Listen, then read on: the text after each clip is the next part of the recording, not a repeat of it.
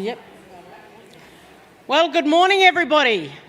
Good morning. Come on now, day 3, you know how we roll. Good morning. Good morning. You can tell it's day 3 too. Look how empty these seats are. Blackfellas taking their time. They must be all tired. Eh? Yeah, probably out trying to catch the shops before they have to get into the day. But how's everybody going? Good? Come on. Come on. Last day, man. You got to do better than that. How are we going? And who's still sitting in the same bay that they sat in on the first day? Anybody change their perspective? Only a couple. I swear sometimes people come in like at a conference or something and claim it up and then they never move. So that's good if you'd been changing it up a little bit. Now, has anybody been watching all of the deadly media? Yeah. Yeah? Are we big stars or what? Woo. So it's awesome the coverage that we're getting out there, and I'm sure that it'll continue today, but it's been absolutely fantastic, and thank you to everybody who has participated in some of the interviews. You know, for some of you that was a little bit out of your comfort zone, and others we couldn't get you off the camera. But you know, that's awesome to hear the voices of everybody here and get a sense of how you're feeling about today. I also just want to do 2 quick things, and that is, if you haven't been watching this amazing art being created down here, there are some phenomenal pieces that Wella and Chloe and others have created, and so make sure you get a chance to have a look at that later. We've also got some people who didn't realise that this is now a career change for them. We haven't been able to get Chloe off the tarp for 3 days, so that's awesome. And I just want to do a shout out, you know, that none of this is possible without all of the people running around behind the scenes, you know, attending to all the needs that everybody has, and you know, there's always last minute things. So if you get a chance today, please acknowledge that with the team that are at the Rego desks and the volunteers in the room, because they've done a phenomenal job, and we want to make sure that we have seen them and that we recognise that contribution. So please do that. And let's give them a round of applause anyway. Just for that. Now, this morning, I'm going to hand over to June to speak quickly to the communique. As you know, in the program, one of the things we wanted to make sure that we would do for this summit is come out with a statement. We will share the statement up on the screen for you. It is, you know, a couple of pages, so it may take a little while to read. But importantly, rather than wordsmithing, what we want to make sure is that you understand the intention, that you sort of agree with the, you know, the content thus far, and that it adequately reflects what you think this summit has been about. So June, I'll hand that over to you, if you like. Yeah. Oh, well, I've got it here. Jalongoro manengare, Wiyi Yani. Good morning, everyone, all you women. I won't keep you too long in this part of the morning, because we've got some great messages and a brilliant panel coming up shortly. What I did want to go through with you, though, is the draft summit communique. Remember, we said we would put out a statement from this summit.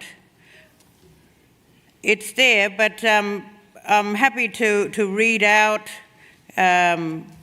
what this is and let that sit with you, and you can give feedback. And it is to cover why we're here, what we've discussed, and how we want to move forward. So over 4 days, 900 First Nations women from all reaches of the continent have come together on Ngunnawal and Ngambri country with non-Indigenous women collaborators. Starting with the voices of our youth and then hearing from our women of all ages, doing diverse work from the arts to science and nation building, and with remarkable lived experiences, we have had big, creative, respectful and robust conversations to design a future of our own.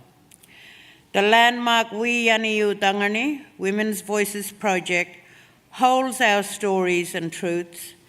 The report and supporting documents are our blueprint for systemic and structural reform. We've come to this historic gathering, the first of its kind in Australia, to determine how to translate this substantial body of work, our collective voices, into shaping the future we want and have a right to. We know that real, meaningful change will only come from us. We are the change. Together, we resoundingly endorse the next steps, a national framework for action, and an Institute for First Nations Gender Justice and Equality. This work is about constructing our own table, so we have power and control over the decisions that impact our lives. The energy of our sisterhood, the spirit of this summit, will create the foundations, scaffolding, and focus of the framework and institute. Australia has never had a consistent and coherent national plan or approach to respond to our rights and interests as First Nations women and girls. Nor have we had an independent space belonging to us. The Institute will be our place where we will create the research agenda, design the models to support thriving societies for our women and families on the ground, and put forward our stories and lived experiences as evidence-based and innovative policy. Through the summit, as we awaken the force of action, drawing from our collective strengths, wisdom, knowledges, and lived experiences, it is time we make this happen. What we discussed. Over the last 4 days, we have had conversations around the major interconnected thematic areas of Wiyi Yani U Thangani. These are leadership and self-determination, culture, languages, country and water rights, societal healing, and economic justice, all of which are foundational to a healthy, well and engaged existence. Across these spaces, all workshops and presentations, we have had a diversity of conversations that brings together the incredible richness of initiatives, ideas and perspectives of First Nations women. We have spoken about how Black women can step into politics, the need to guarantee our women's place in leadership positions, how to tell our own stories from a position of strength, what types of economies really work for us, how care is at the heart of well and functioning societies, how languages and our women's law keep our identity strong and our relationships to one another and the land interwoven. Our voices on all these matters reflect our incredible intersectional complexities and strengths, and we are so proud of that. The work we've showcased and our lived experiences and strengths speak to our millennial-old systems grounded in our truths and culture that have withstood the test of tens of thousands of years of time. We know they work. These are our rights. We live them. It's our self-determination, our cultural practices, our right to determine our governance structures and pursue our own forms of education through lifelong learning. They are set out across the articles of the UN Declaration on the Rights of Indigenous Peoples, that our peoples played such a significant role in developing.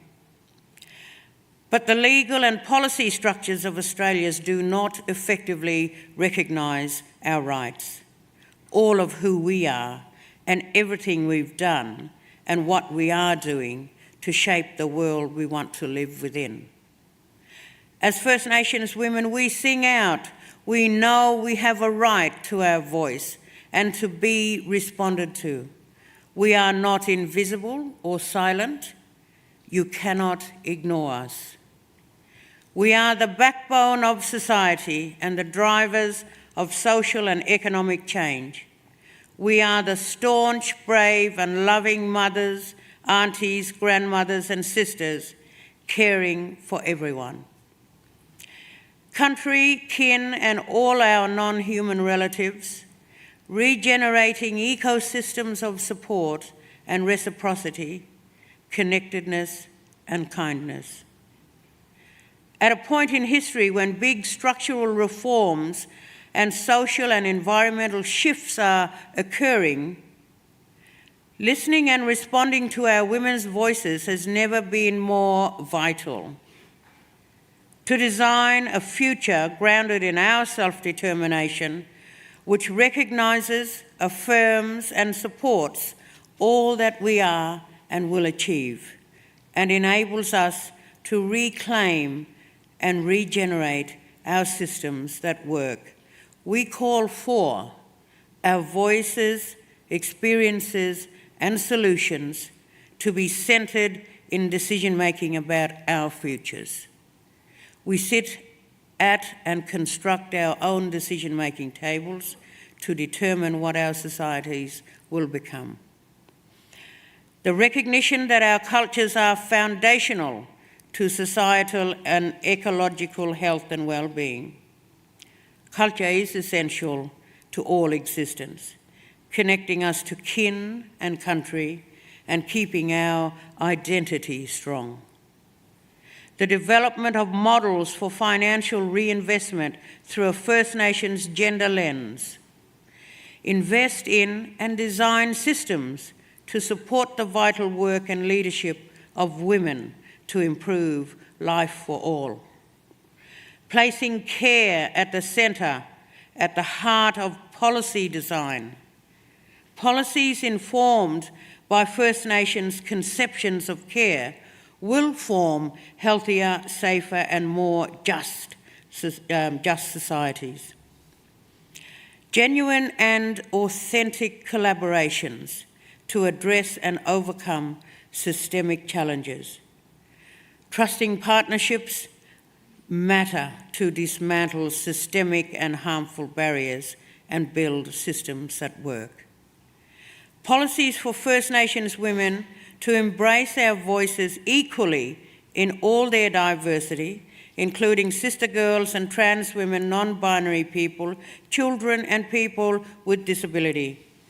We are always stronger when we embrace our diverse and wonderful perspectives and lived experiences.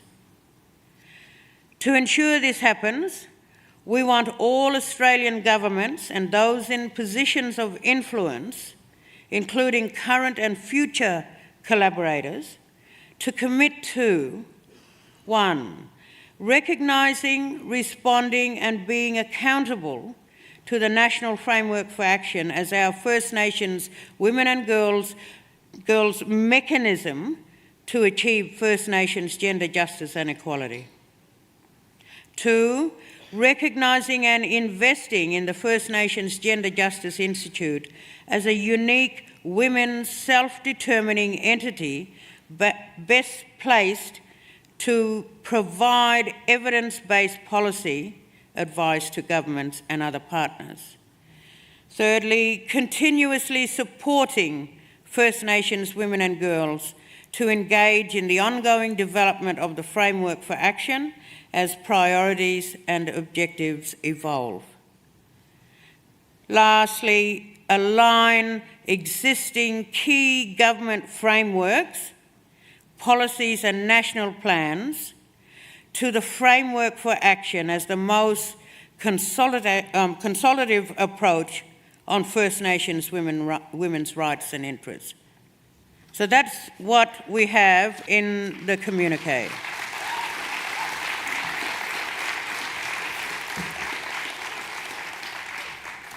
I hope that is reflective of what we have voiced, what we have shared in the various sessions across the diverse topics and interests we've had the honour and the privilege of listening to incredible women on.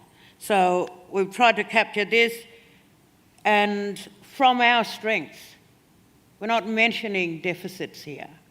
We stand in our power, in our right to self-determination, and we call for the future and the way we want others to work with us going forward, and the mechanisms that we're constructing with the National Framework for Action and the Institute.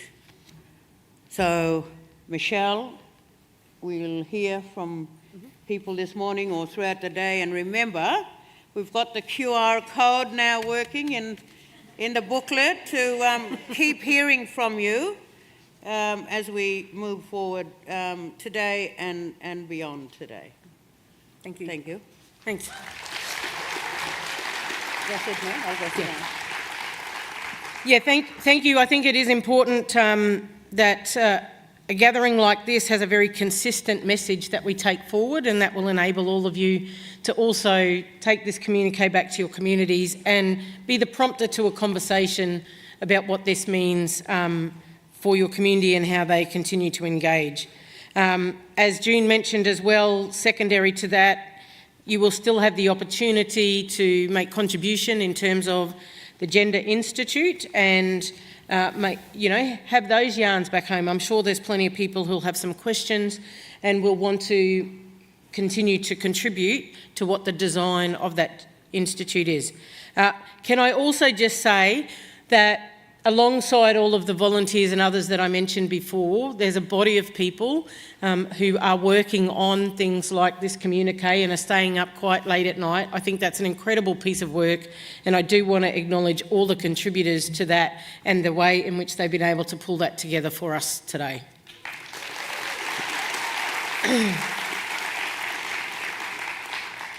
We now have a video message from the Honourable Amanda Risworth, who is the Minister for Social Services. Good morning. I'm sorry I can't be there with you in person, but I'm glad to have the opportunity to send you this message. I would like to start by acknowledging the traditional owners of the land on which I'm recording this message, the Ngunnawal and Ngambri people, and pay my respects to their elders, past and present. I'd like to extend this acknowledgement and respect to all First Nations people at the summit today. I would also like to acknowledge and thank the Aboriginal and Torres Strait Islander Social Justice Commissioner, June Oscar AO, for inviting me to speak with you today. This summit is the first of its kind, bringing First Nations women together with the guiding theme, we are the change, we are connected. We are the future, we innovate. That message is a truly important one for us all to hear. It is this principle which is driving our government's commitment to implementing the Uluru Statement from the Heart in full, including the Aboriginal and Torres Strait Islander voice to Parliament, but also through our steadfast commitment to working with First Nations communities and supporting local place-based decisions that are made by individual communities. It's about ensuring there's shared decision-making in the national strategies that affect First Nations people and working together for a better future for all Australians. I hope that over the 2 days of the summit so far, you have had the opportunity to explore initiatives and come up with innovation and ideas across the 4 major topic areas of Wiyi Yani U Thangani: leadership, language, country and culture, healing and societal wellbeing, and economic justice. I hope it provides a chance to celebrate the remarkable work and lives of First Nations women and girls, and to reflect on and affirm their unique rights, interests, strengths, and aspirations. You will already know firsthand the invaluable contribution that First Nations women and girls are making nationally. So often it's women and girls caring for family and community through unpaid and unrecognised work. Despite this, the voices of First Nations women and girls are not being heard and not being effectively incorporated into the policies which affect their lives. I can say how very important it is that governments hear the voices of First Nations women and girls, as we will through this summit. It is critical that we develop government policy and programs which build on a foundation of evidence that has come from First Nations voices, knowledge, work and research. Already the work of Wiyi Yani U Thangani Women's Voices Project has influenced a number of key national strategies, and the potential to influence work ahead along with other First Nations groups and advisors is significant. The National Plan to End Violence Against Women and Children 2022 to 2032, launched last year by the Commonwealth and all state and territory governments, is evidence of this. The plan provides the foundation for a whole-of-society approach to ending gender-based violence in one generation. Importantly, it also reaffirmed the Albanese government's commitment to develop the first ever standalone First Nations National Plan for Family Safety. The standalone national plan will be led by First Nations people and will explore solutions linked to the principles of truth-telling and self-determination, which were key recommendations of the online Women's Safety Policy Forum convened by the Women's Voices Project in September. I was pleased to attend the forum last year, and I want to thank everyone who took the time to participate. In addition to the standalone national plan, the Aboriginal and Torres Strait Islander Advisory Council on Family, Domestic and Sexual Violence is leading the development of a dedicated Aboriginal and Torres Strait Islander action plan under the national plan to guide immediate investment now. The Advisory Council is working in true partnership with my department and local communities to conduct nationwide community consultation to inform the development of the action plan. Consultation will build on the insights from the Wiyi Yani U Thangani report and will be critical to ensure that the First Nations National Plan reflects the needs and priorities of First Nations people in all their diversity.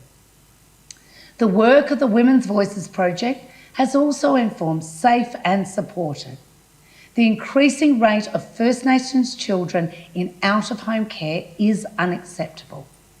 Safe and Supported is the key national initiative to achieving Target 12 under Closing the Gap.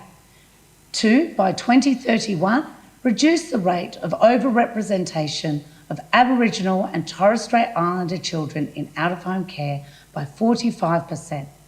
Wiyi Yani U Thangani makes it very clear that it's time for governments to listen to the voices of Aboriginal and Torres Strait Islander women and girls and work together in designing and implementing solutions.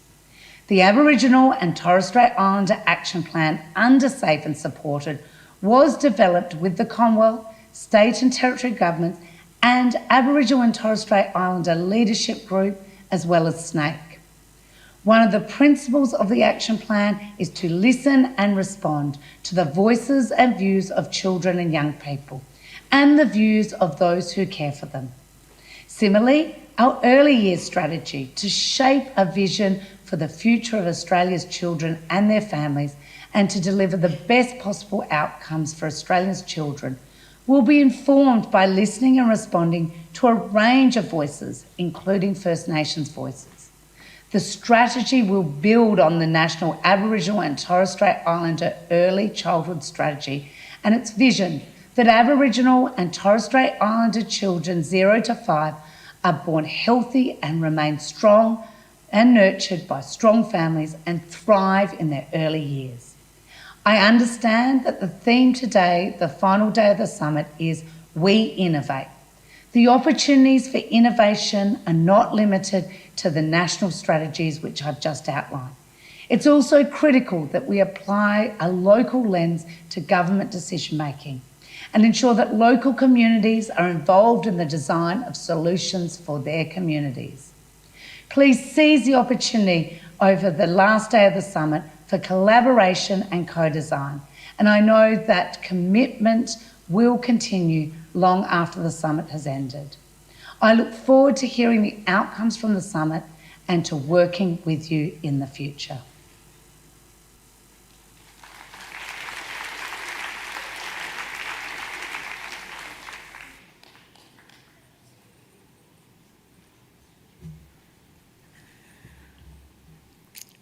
Again, I want to acknowledge the time that it takes and the coordination to be able to bring that message, and I think it's really important that obviously that portfolio has a very important role to play in the protection of women and girls, and thank very much the Minister for sending that message.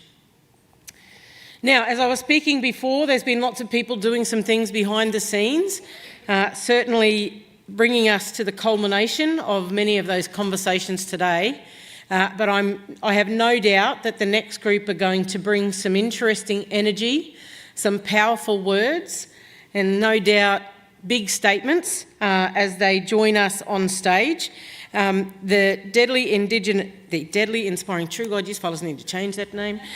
I get it wrong every time. The Deadly Inspiring Youth Doing Good helped facilitate the youth forum on Monday, and they've all been working behind the scenes, and I believe we've got 7 brilliant volunteers who are about to claim their space right here, right now, and tell us all about it. So please welcome Samara, who will introduce everybody.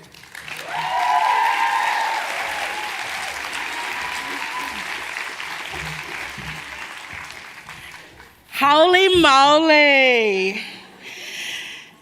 It has been a massive couple of days for us. We had an extra day, which was intense and was full of very powerful conversations that these young mob had. Today we're going to do something. We're going to share with you the youth statement, a statement that was crafted by them from their vision for what is coming. But they also wanted to make sure that they also spent a little bit of time from their perspective talking about a few key issues from a young person's perspective. And I think so often it's powerful to have a beautiful reminder about things that are hard, things that are challenging, things that are tough to talk about. And to hear our young people just speak with it with such grace, with such humility, and such passion for change. So as you listen today, I want you to take a moment, take a deep breath, and really listen. But I also acknowledge that some of the issues that they're going to talk about are real. They are hard. And for many of us in this room, we have had personal lived experience of these issues. I also want to put this up as an offer to go, please, by all means, use the wellbeing room. Go and have those conversations if you need to. Young people are raw. Young people are unfiltered because they have every right to be. So on that note, you're going to show them some positive recognition. Do you remember? Yes? Yes, you do. Great. Ready? Slap, slap, then clap, clap, then click, click, and then, ready? So come up on stage, you beautiful. These ladies are our beautiful volunteers who put their hand up.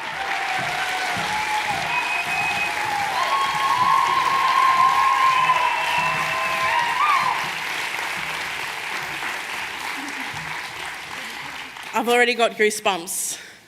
It's happening. Let's show them some positive recognition to get this going. 1, 2, 3. Hey! Absolutely amazing. Ladies and gentlemen, let me hand it over to our very first speaker. Please make her feel welcome.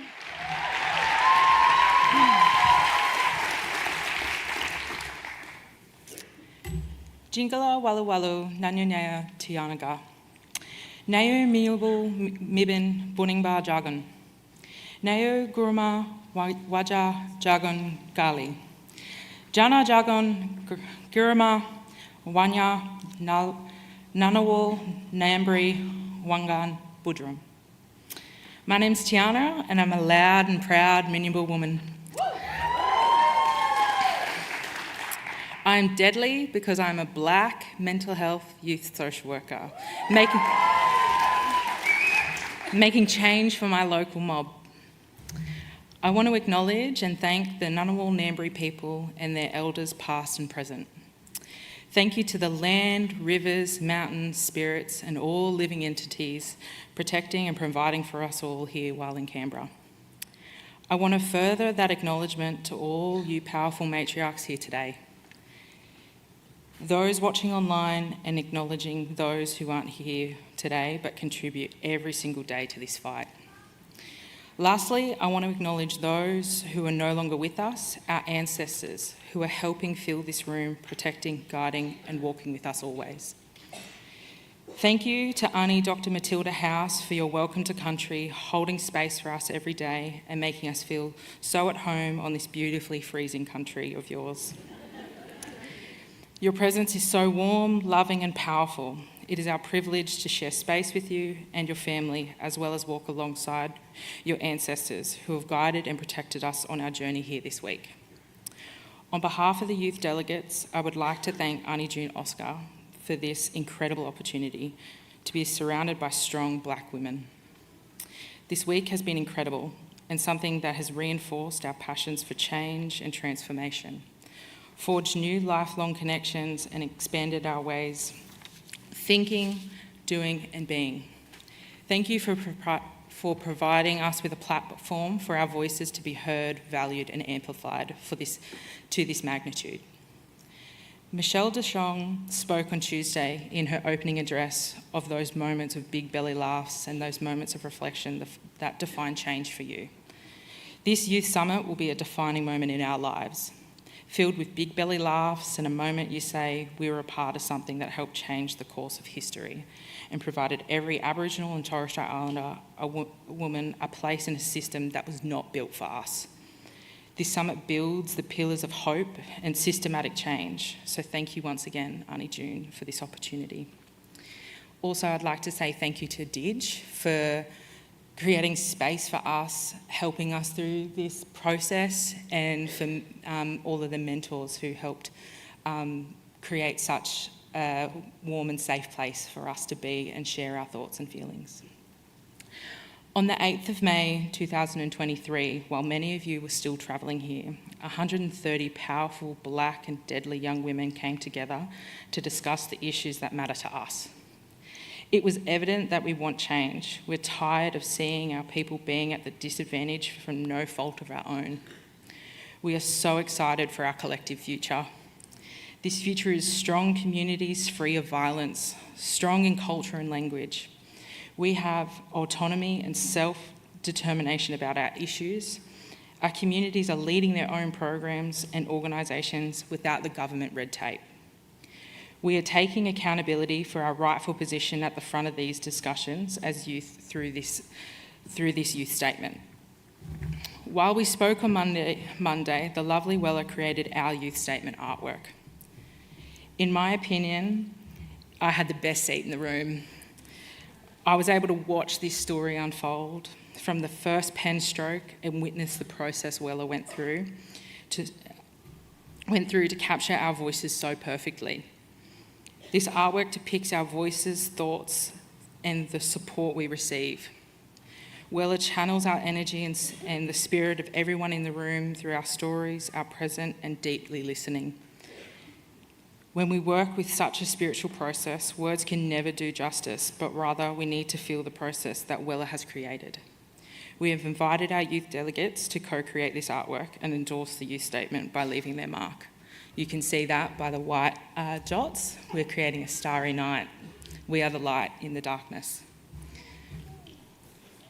We might be young, but every woman in that room is a leader in their communities. Serving our generation with excellence means the future generations will lead in cultural confidence and pride.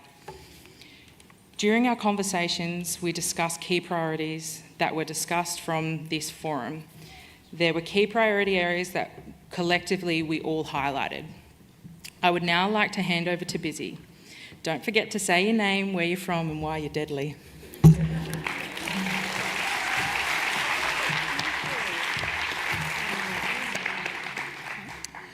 Nara Galangalara Nanya Busy. Nya Milnian Anga Kondamuka Dagan. Nai Waka Waka and Aranda. Hi, good morning. My name is Busy Lavelle. I'm a Waka Waka and Aranda woman, and I live in Kondamuka country on the mainland. What makes me deadly is that on Monday I found out that I am nominated for a Queen's Bowl Award, which is the Brisbane Pride's annual gala night and award ceremony. The award that I'm nominated for is the First Nations Leadership and Excellence. Stop, I'll blush. So if you've totally fallen in love with me, feel free to go to the Brisbane Pride website and vote for me. I'm right at the tippy top, you cannot miss it. The priority area that I'm going to be talking about is education. Education is something that all of the groups in our session on Monday identified as a priority area, where we need to see change, and this covered across a couple of different facets. The statistics for school attendance, enrolment and retention have been generally rising in the past few years for MOB. However, it is still an area that we, the youth, have identified as a struggle area. We need for education to be accessible and inviting for our pupils. Our kids need to feel seen and heard in the classrooms and in lesson planning. It is not enough for schools to go to that one black teacher and be like, "Oi, could you organise NAIDOC for us? Thank you."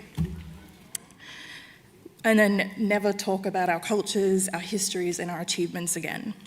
Funding for scholarships needs to be increased, but not only that, we need for our people to be in roles that support our kids through school and onto future learning after, so that they have the support and the motivation to be able to get through the school. And I don't mean support as in that teacher that comes in and takes you out of the classroom and then everyone goes, "Why are you leaving?" And then someone else goes, "Oh, it's because they're black." Sometimes school or being a teenager sucks. And when you compound that with the sometimes very mentally stressful experiences we face as black people, is it any wonder that we graduate less? We need to decolonise and indigenise the Western education systems. Priority needs to be given to the 8 Aboriginal ways of learning and to our knowledge and learning systems. The Australian Curriculum Assessment and Reporting Authority, or ACARA, has identified Aboriginal and Torres Strait Islanders' cultures and histories as a cross-curriculum priority. ACARA writes that cross-curriculum priority provides an opportunity for all young Australians to gather understanding and appreciation of Aboriginal and Torres Strait Islander histories and cultures, knowledge, traditions, and holistic views. To do this, they've identified 3 key concepts. The 3 key concepts highlights the special connection to place, country by Aboriginal and Torres Strait Islander peoples and celebrates the unique belief systems that connect people physically, relationally, and spiritually to country.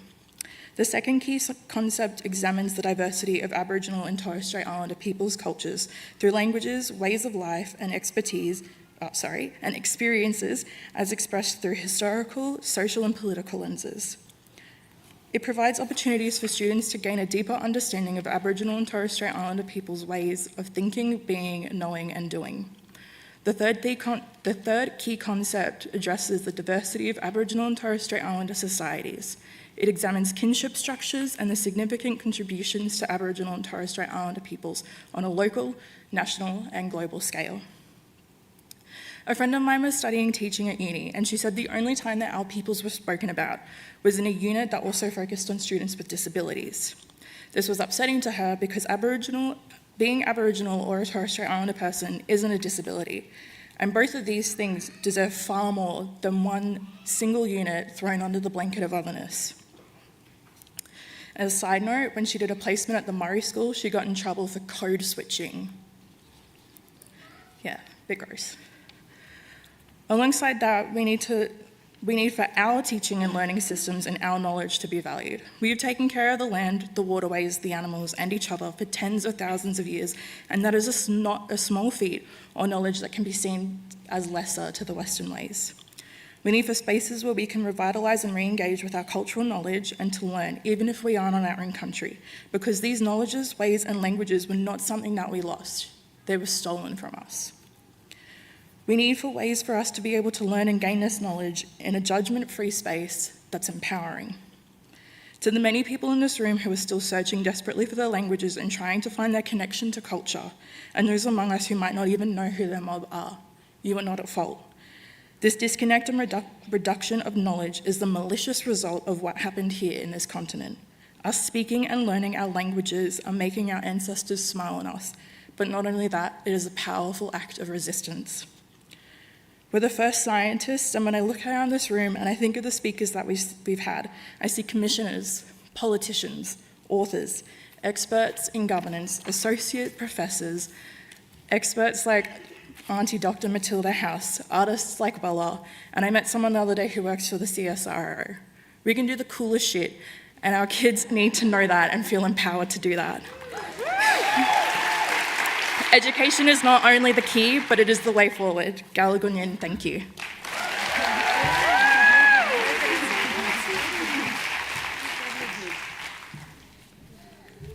I really don't know how I follow that. Good morning, sisters, aunties, mothers and grandmothers. My name is Georgia Carter and I'm from Fitzroy Crossing, however I live and work in Brome. On my father's side, I'm a Skara Guniandi and Gidja woman, and on my mother's, I'm a proud Butchler and Yagara descendant.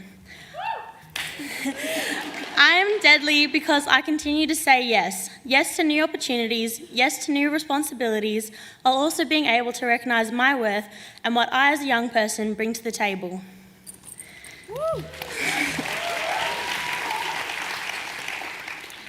Whether you live in remote communities or metropolitan areas, your ability to access services, as well as the quality of that service, should not be compromised due to where you live. However, we as Indigenous women know this is not the truth. There are communities across this land and the islands that still struggle to this day to receive adequate services concerning their health, housing, mental health, disability support, and education. That is just to name a few of the multiple gaps we see within our Aboriginal and Torres Strait Islander communities. FIFO services are commonly used to provide services to regional and remote communities, but these do not work. Services are often unreliable and inconsistent, as well as service provider staff are often different each visit, meaning the client is often left having to reiterate their lived experiences and issues, resulting in community members feeling as though they are not getting closer to sustainable solutions.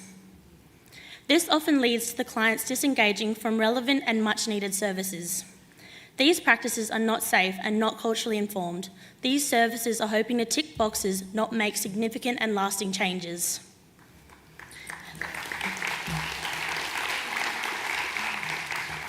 We need to start creating opportunities for community members to build their own capacity to be able to take up those key roles within essential services, to allow for self-determining communities, no longer relying on external help for basic needs.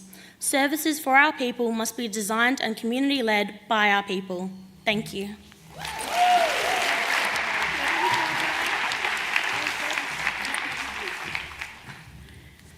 Kaya everyone, my name is Josie Todd and I am a Noongar and Yamatji woman based in Perth. What makes me deadly? I like to think that I am the cool auntie in my family. I want to be the safe space for all my nieces, my nephews and my baby cousins, so I think that's what makes me deadly.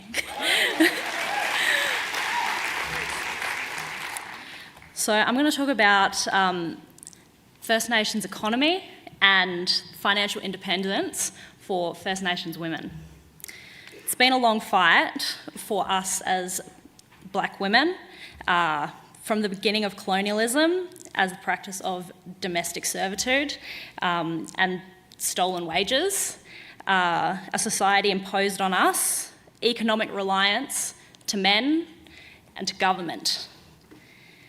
But I want to talk about what it looks like into the future for us as women in the economic space.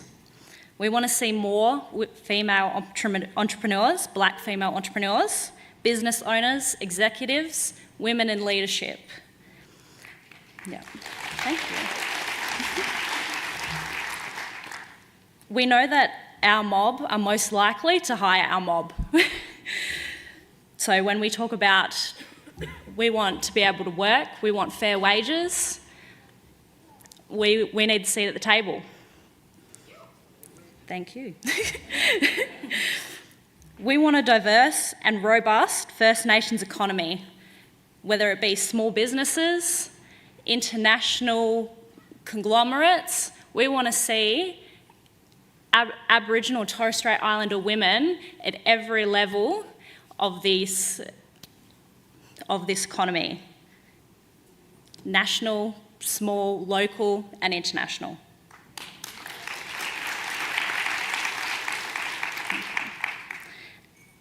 And this is how we can achieve it.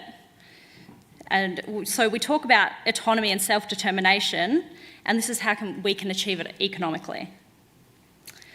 And also a massive part of this is financial literacy. We have been brought up in a stereotype and this ongoing practice that we cannot handle ourselves. But we are independent and we are strong, and we deserve the right to be able to be independent, to be able to make those choices for ourselves, and we want our own power, especially when it comes to our finances. We do not want to rely on anybody else. We can do that for ourselves. Thank you.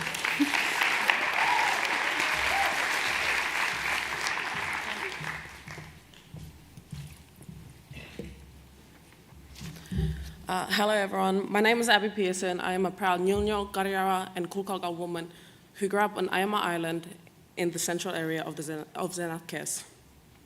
I am standing here today not only as part of the youth representation, but I am speaking on behalf of my Zenat-Kes families from all different islands within. Today I am speaking to highlight the importance of taking action for one of the biggest issues that face us as a collective today. The last 4 days, we heard from many powerful women about how the land and waters are an integral part of what makes us who we are. It is embedded in our culture and history. I am currently studying a Bachelor of Environmental Science, which I had to relocate to pursue further education as I saw the importance of education that will allow me to play my part in the contribution to change.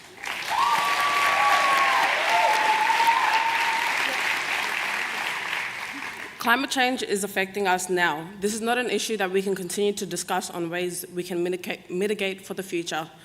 Action needs to be taken now. It is everyone's responsibility because every little action will lead to greater positive impacts. Growing up on Ayama, I've seen firsthand how climate change is affecting First Nations peoples. I remember being a little girl when the king tides would flood our house. The saltwater levels would sit at my ankles. The last king tide I experienced whilst being on the island, the water levels was at my knees. I remember sitting there and watching the place where my siblings, cousins, and family grew up being washed away and damaged. Our sacred sites and ancestors are being exposed as a result of climate change.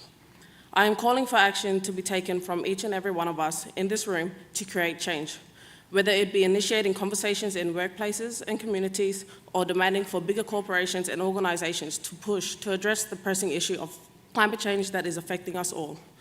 Thank you.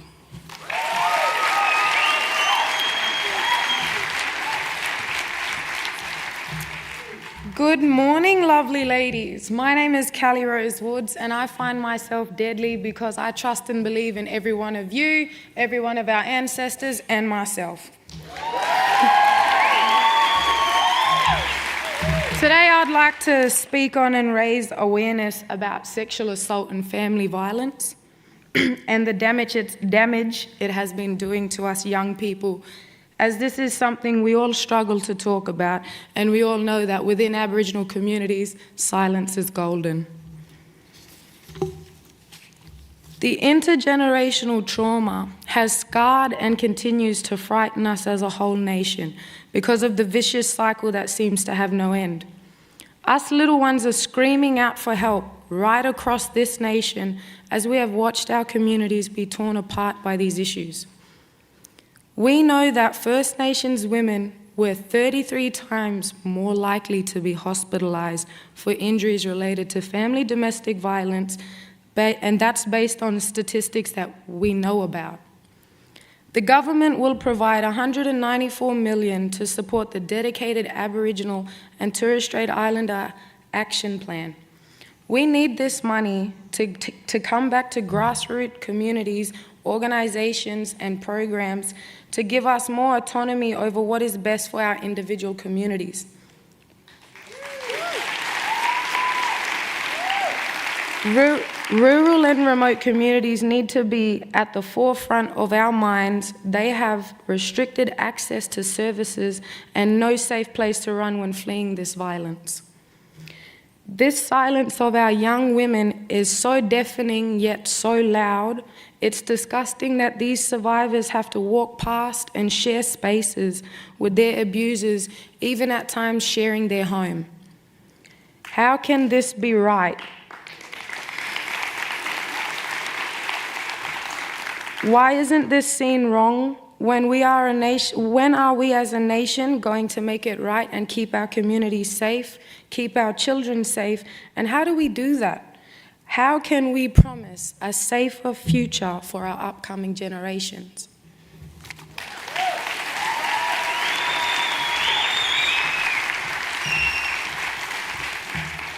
Back again. Social and emotional well-being is paramount to creating a strong and powerful generation that is capable of breaking down the walls of a system that has for far too long pigeonholed us into seeming like we are helpless.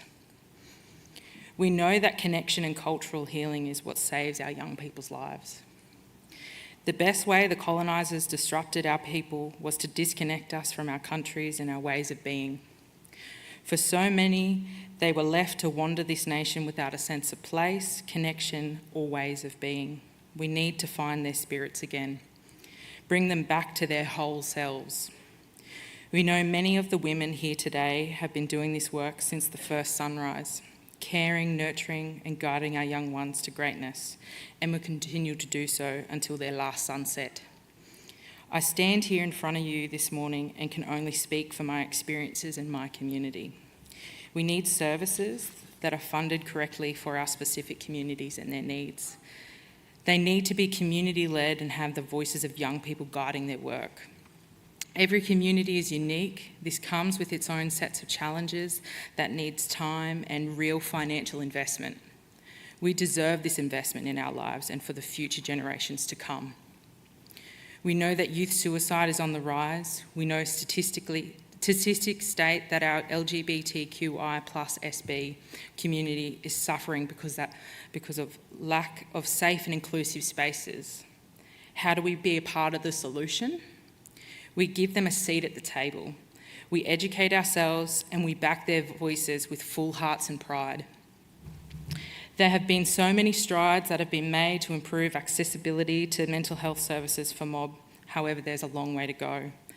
There needs to be significant investment and understanding from funding bodies that looking at our lives holistically is the way to move forward.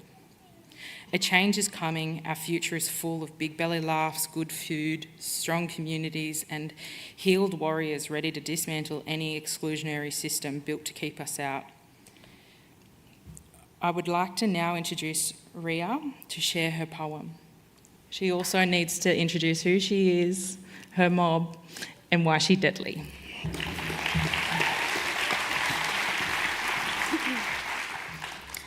Hello everyone, my name is Ria Wire. I am a proud Torres Strait Islander from the beautiful islands of Saibai Island and Thursday Island. And what makes me deadly is doing this. So today I'm going to share with you a poem called My Father's Mother, My Aka. I rub oil on my scalp. I pick out my afro. I am her in myself. I feel the drum in songs from my land, waiting for me to once return home. It is her who understands. I long for her physical touch, and yet she sits snug in a fragment of my mind. She welcomes my heart warmly with trust.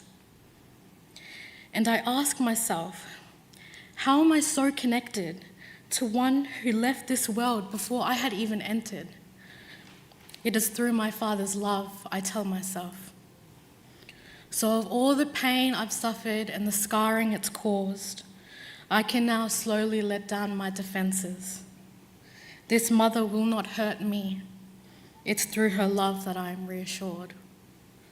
I will spend my life reclaiming the spirits of my ancestors. I honour the land, seas, and skies they have preserved for me. My biggest blessing in this world is the blood I have inherited from them. And to think I ever used my body as an outlet for trauma. Forgive me for once hurting the skin of your warrior daughter. Teach me the ways of our people. I am your namesake. It is her I refer to, my father's mother. In our culture, we call her my aka.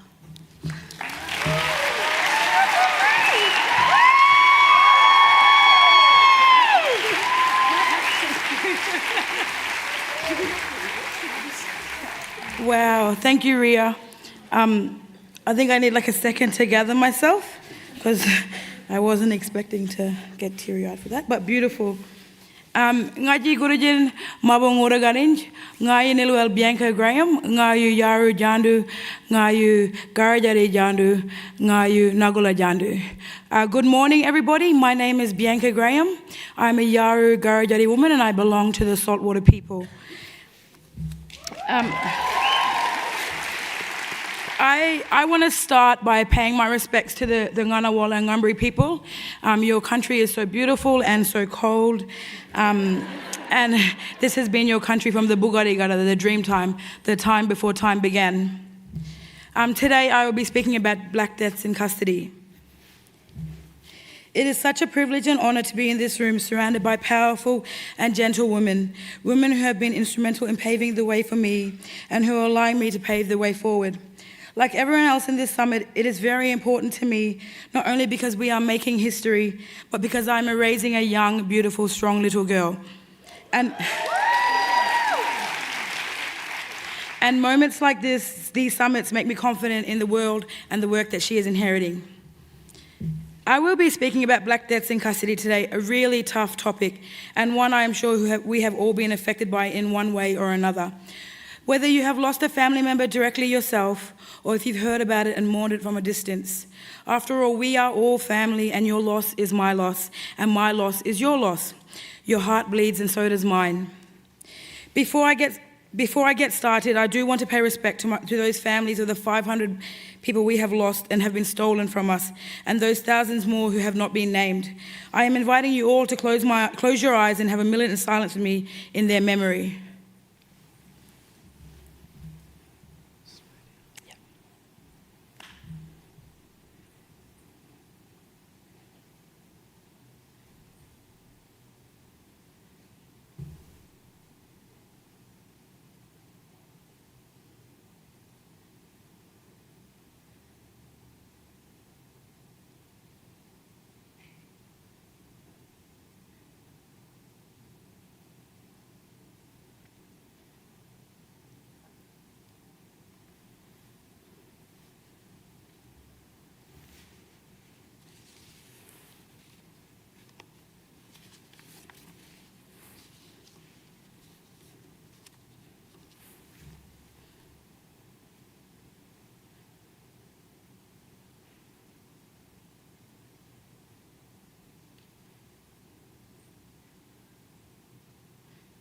Thank you.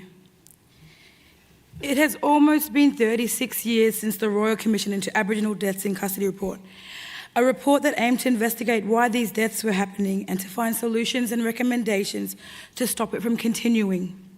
The failure to implement these recommendations have failed us. It has failed 500 plus Aboriginal and Torres Strait Islander people and broken the heart of our communities. This is not good enough. So we at the Youth Summit have made black deaths in custody a priority. We are saying enough is enough, and it is our time to spotlight this problem and fight collectively for our people.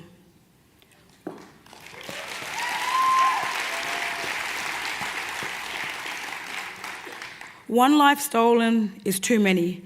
500, that's systemic genocide.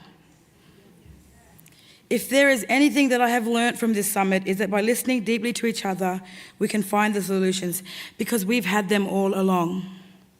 Together we can make our future generations safe from the fears and loss we have lived through. And that is our plan. Organisations like Jawa have been forced to exist to support the families who have suffered deaths in custody in culturally safe and family-led ways. April Rotson created this organisation in tribute to her mother, Tanya Day. She saw the gaps and she worked to fill those gaps. This is what we do as Black women. We see the gaps and we fill them. Thank you, April, we do see you. Thank you to all the women in this room who have filled gaps that was not ours to fill. But we knew that if we didn't, then they wouldn't be.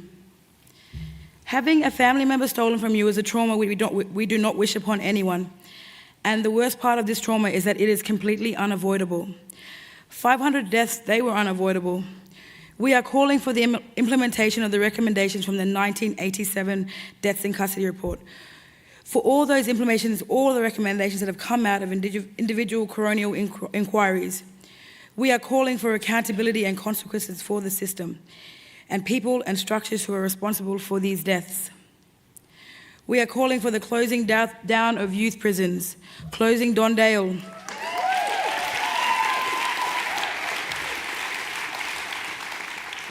We need to reinvest the money from youth prisons and into grassroots, sustainable and culturally safe intervention programs.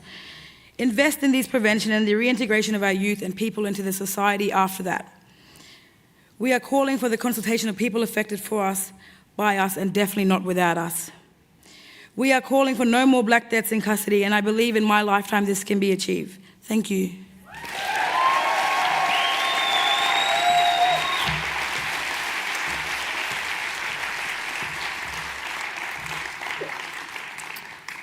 Anybody think I love the sound of my own voice standing up here all the time? I would like to invite all of the youth delegates to come to the stage.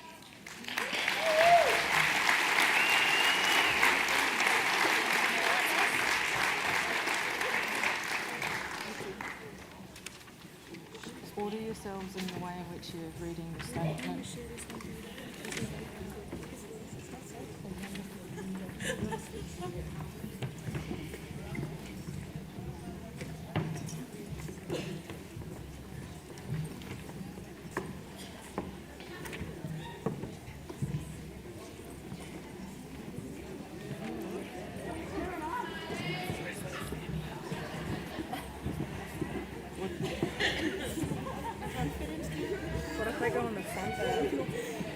That's right. Hopefully we can all fit.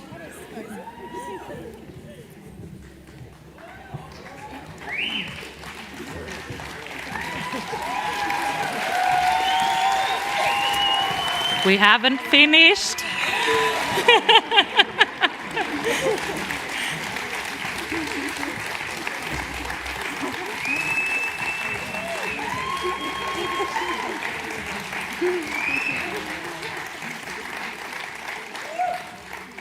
Thank you all so much for hearing our perspectives. We would like to now present our official youth statement. At the historic Wiyi Yani U Thangani Women's Voices Summit, we, the Aboriginal and Torres Strait Islander Youth Forum representatives, share with you our statement, Strength from the Past and our Vision for the Future. To the First Nations matriarchs, we say thank you. It is your hands that have held us, nurtured us, and empowered us. You have paved the way for the opportunities that we have today. As First Nations young people, we see the power and the strength of your advocacy. As young people standing in our power, we gathered ready to embrace change. From the desert, the saltwater and freshwater, the islands north and south, the top of the mountain ranges and the deep valleys, we have travelled to share our truth. As First Nations young people present, we are a small representation of the many more back home in our communities and across our vast country. As a collective, we are diverse in our viewpoints and in our lived experiences. This is what makes us strong. We can debate and challenge each other with love, care and respect. These are demonstrations of our readiness to exercise our self-directing freedom, our moral independence, our autonomy over our bodies, our lives, our families, and our communities. It is our birthright to be able to exercise our autonomy over our culture and our future. We have demonstrated over thousands of years how we govern ourselves. We live as part of the ecosystem in balance with our lands, waters, and skies. Our people educated our young ones and cared for our elders. We have managed our affairs and had international trade with our neighbours. Our First Nations worldview prepares us for modern challenges. Our shared history teaches us that this country has built and continues to build systems that were not made for our empowerment. We were void of our ancestors' voices, void of our solutions and our priorities. Yet, our elders and our ancestors continued to show up and challenge those systems. As young people in the 21st century, we inherit the legacy of these systems that continue to fail us. The future holds more challenges, some old, some new. Challenges that we have never seen before. Some of our pressing concerns are First Nations gender justice, climate justice, our self-determination, and our cultural integrity in the digital world. As our nation's future leaders, academics, policymakers, professionals, partners, carers, and mothers, we make this commitment to you all. We will continue to show up. We will continue to be part of the solution. We will continue to take back our space and have our voices heard. The First Nations Gender Justice Institute provides us with the space to have a say on the policies and systems that impact our lives. We must have an independent voice that amplifies our truths. As the future leaders that will continue to drive forward the work of the Institute, the work of our matriarchs, we call for your trust in our contributions. We seek not one seat, but many seats at your table. The voices and seats must extend beyond the First Nations Gender Justice Institute. We call upon our community leaders and elders to continue to make space in our own communities, decision-making for young people to listen, learn, and contribute. As the largest demographic of As the largest demographic of First Nations people, young people deserve the right to speak and be heard. There are so many other youth voices that have not been heard nor valued. We want to come together with young women, men, trans and non-binary mob, neurodiverse mob, and mob with disabilities. We deserve more time to connect across our diverse experiences.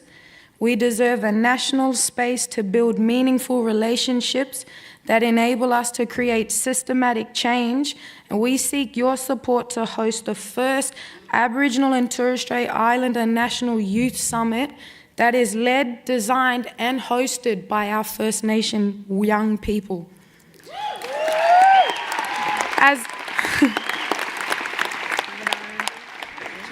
As we step up to drink from that well, we will definitely not forget who dug it, but together we will raise our families and our communities into a new future.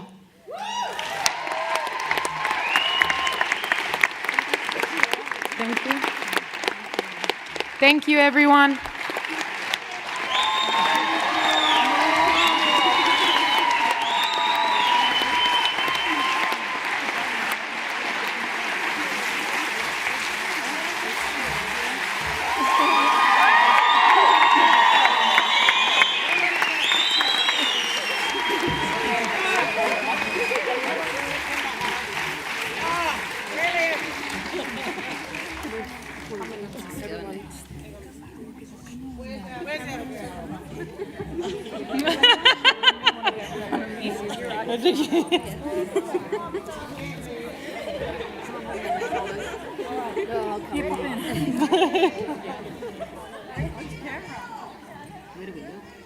Okay, move. We'll put that in the middle. Up there, straight up. With the paper on the camera. All right, Gail, we ready?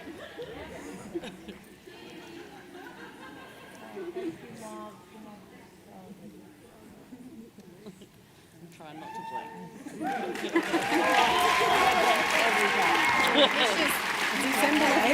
For any of the youth delegates on the stage didn't get a chance to endorse, please meet over there. Yeah, if you didn't. Sorry, what do you... What? No, just for them.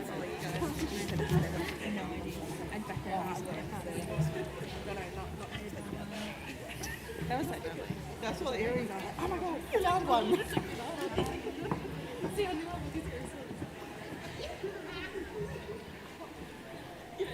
And that, my friends, is why we make space for young people, yes? I know I've certainly done a couple of interviews this week, as June has, and one of the questions they ask is, so why did you create this space for the Youth Summit? You know, why is that important? And I reminded them that the majority of our population is under the age of 30, and whatever we decide in this room now, it will be carried by those individuals and all of the ones that I'm sure that will join with them when they return back to communities on such a powerful statement. I just think that was an incredible representation, and thank you very much.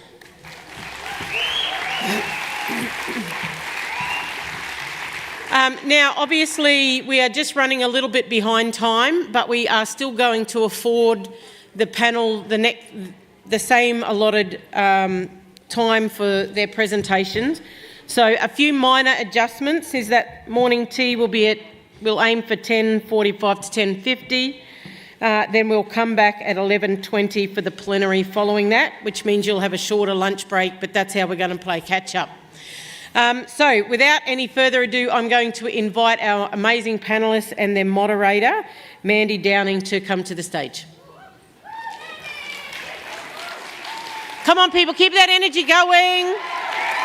Let's go.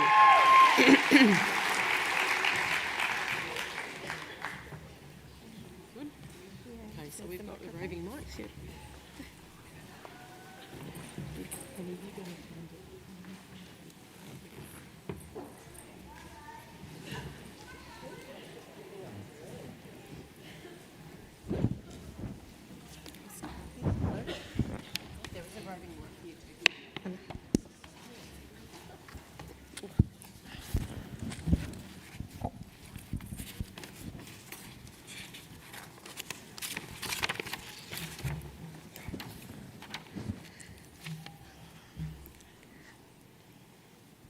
Good morning on our last day of the summit in Ngunnawal and Ngambri country.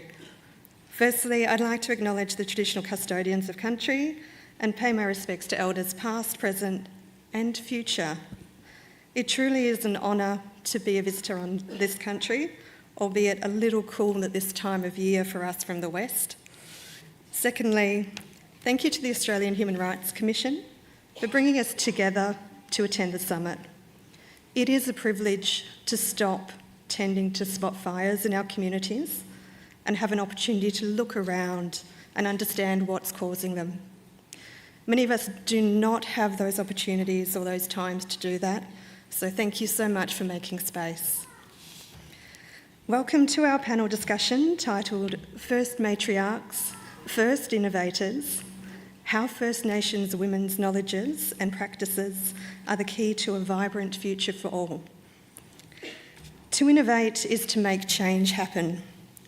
And while there are many firsts in this session's title, many firsts are still yet to come for First Nations women. I look forward to the day when these are no longer firsts, but they have become normalised, as we are worthy of being in these positions and places. My name is Mandy Downing. I'm a Nullameen Jabadi woman. For those from country who don't recognise me, I'm part of the Lockyer family. I live and work off-country at Curtin University as the Dean of Indigenous Futures in the Faculty of Humanities, which is located on Wajak in Western Australia. I wear a few other hats, which you can read about in the program if you're overly interested, but I will make a quick shout out to the team who I do work with at IATSIS. I know some of you are in the audience. But I've got three fantastic panellists who I'd like to introduce you to today.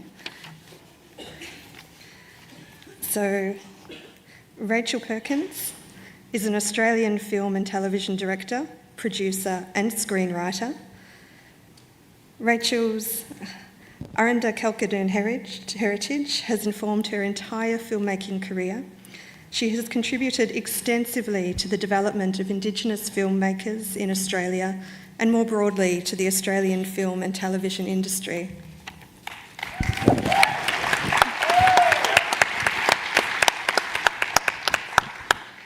Tamina Pitt is a Google Maps software engineer and a founding member of the Google Aboriginal and Indigenous Network chapter in Australia. She is a Wudithia and Miriam woman, meaning that her ancestors are Aboriginal from far north Queensland and the Torres Strait Islands. And Carly Noon is the first Indigenous woman in Australia to graduate with a double degree in maths and physics. She's an astronomer of the Gamilaroi people, multiple award winner, 2019 Eureka Prize nominee, and one of the 2017 BBC's 100 Women.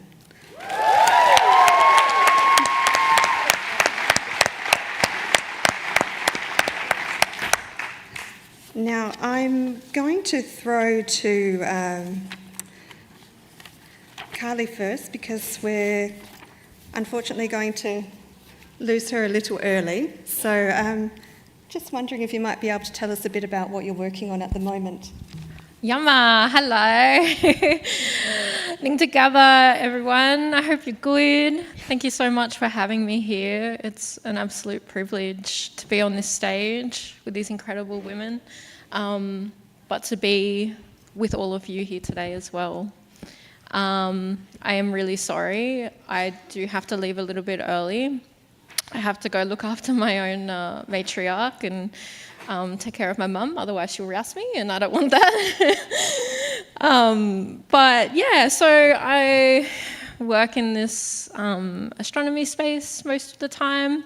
I'm currently about 2 years into my PhD, which is super deadly. It was a dream for me to get to this point and to get that floppy hat, so thank you.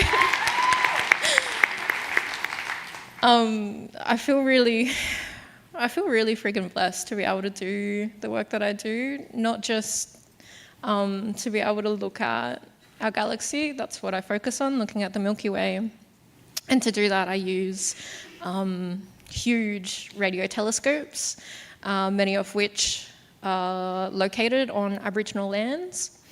But I'm also really lucky because I get to engage so much in our cultural stories that have to do with the sky.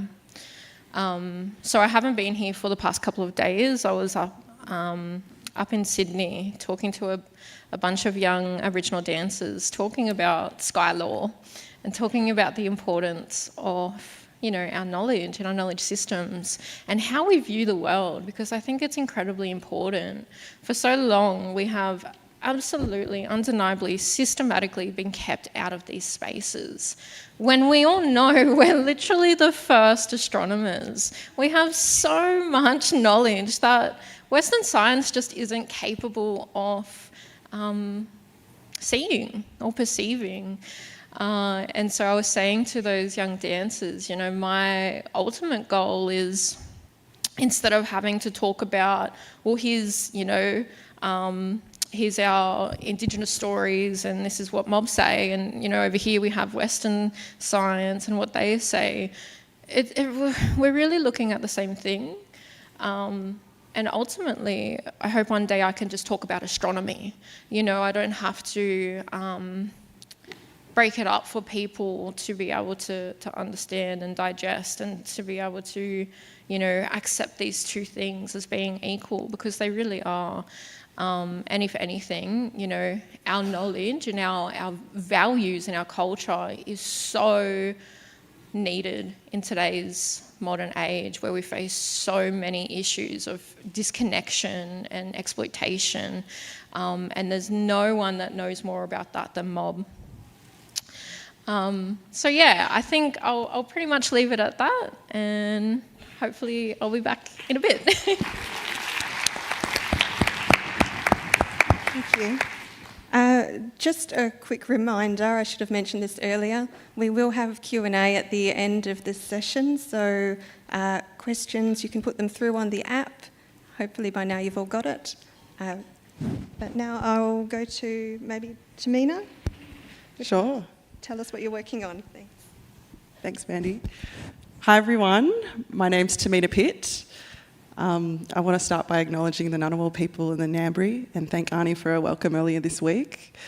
I've spent the week here at the summit and have been really inspired by all the matriarchs that I've seen in the room, and I'm really honoured that I can be on the stage here and speak to you guys. So thank you for the invitation, June and the organising team. So my name's Tamina Pitt and I'm a software engineer and I work for Google Maps. I've worked at Google for 4 years, where my role involves building the app. We maintain the app. If anything breaks, I'll be the person that investigates and tries to fix it. So don't complain to me after, because every time I tell people that I work for Google Maps, suddenly somebody's got a problem with their street or whatever. I don't want to know.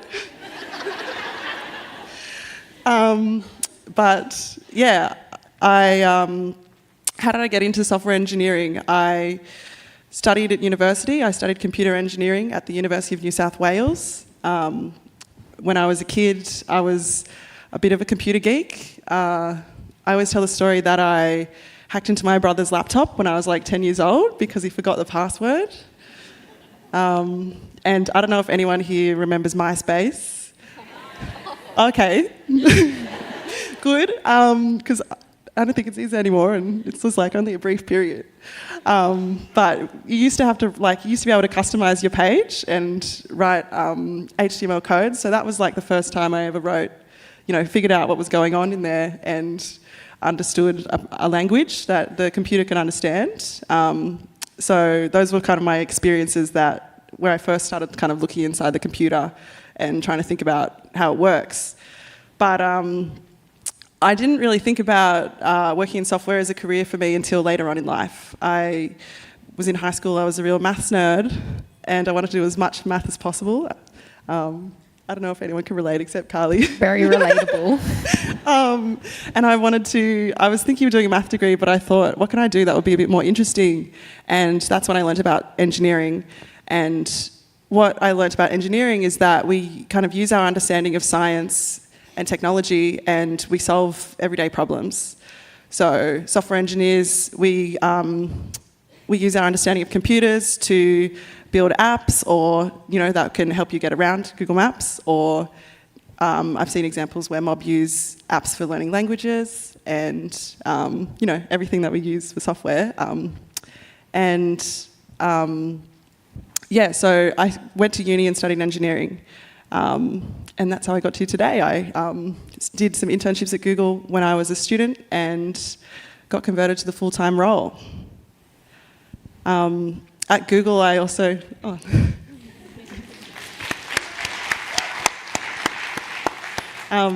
as Mandy mentioned in the intro, I also founded the Australian chapter of the Google Aboriginal and Indigenous Network. So this is a network that started in the States, where there's Native American mob over there that represent their people at the Google level, and I wanted to start an Australian chapter to represent the community that we have here. And I feel like it goes without saying that there's not that many black people that are in this engineering sector. When I was in university, I could count on one hand how many people were studying in science and engineering. There was one friend that I had that was in computer science, and then the other one was my brother. He does software engineering too.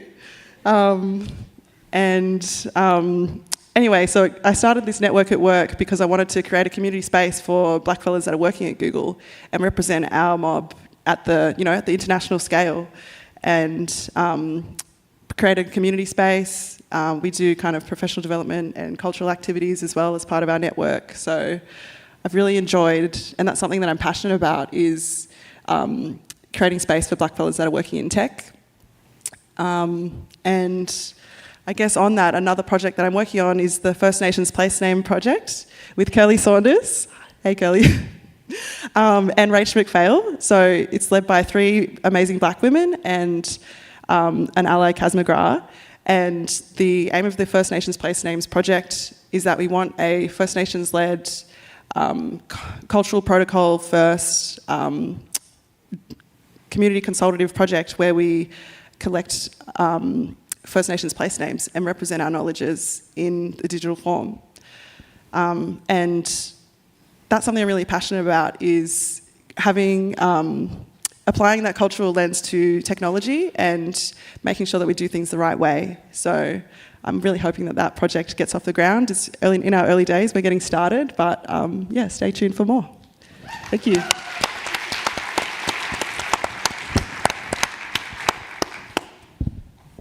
Rachel, over to you. I might get up there just because Sure.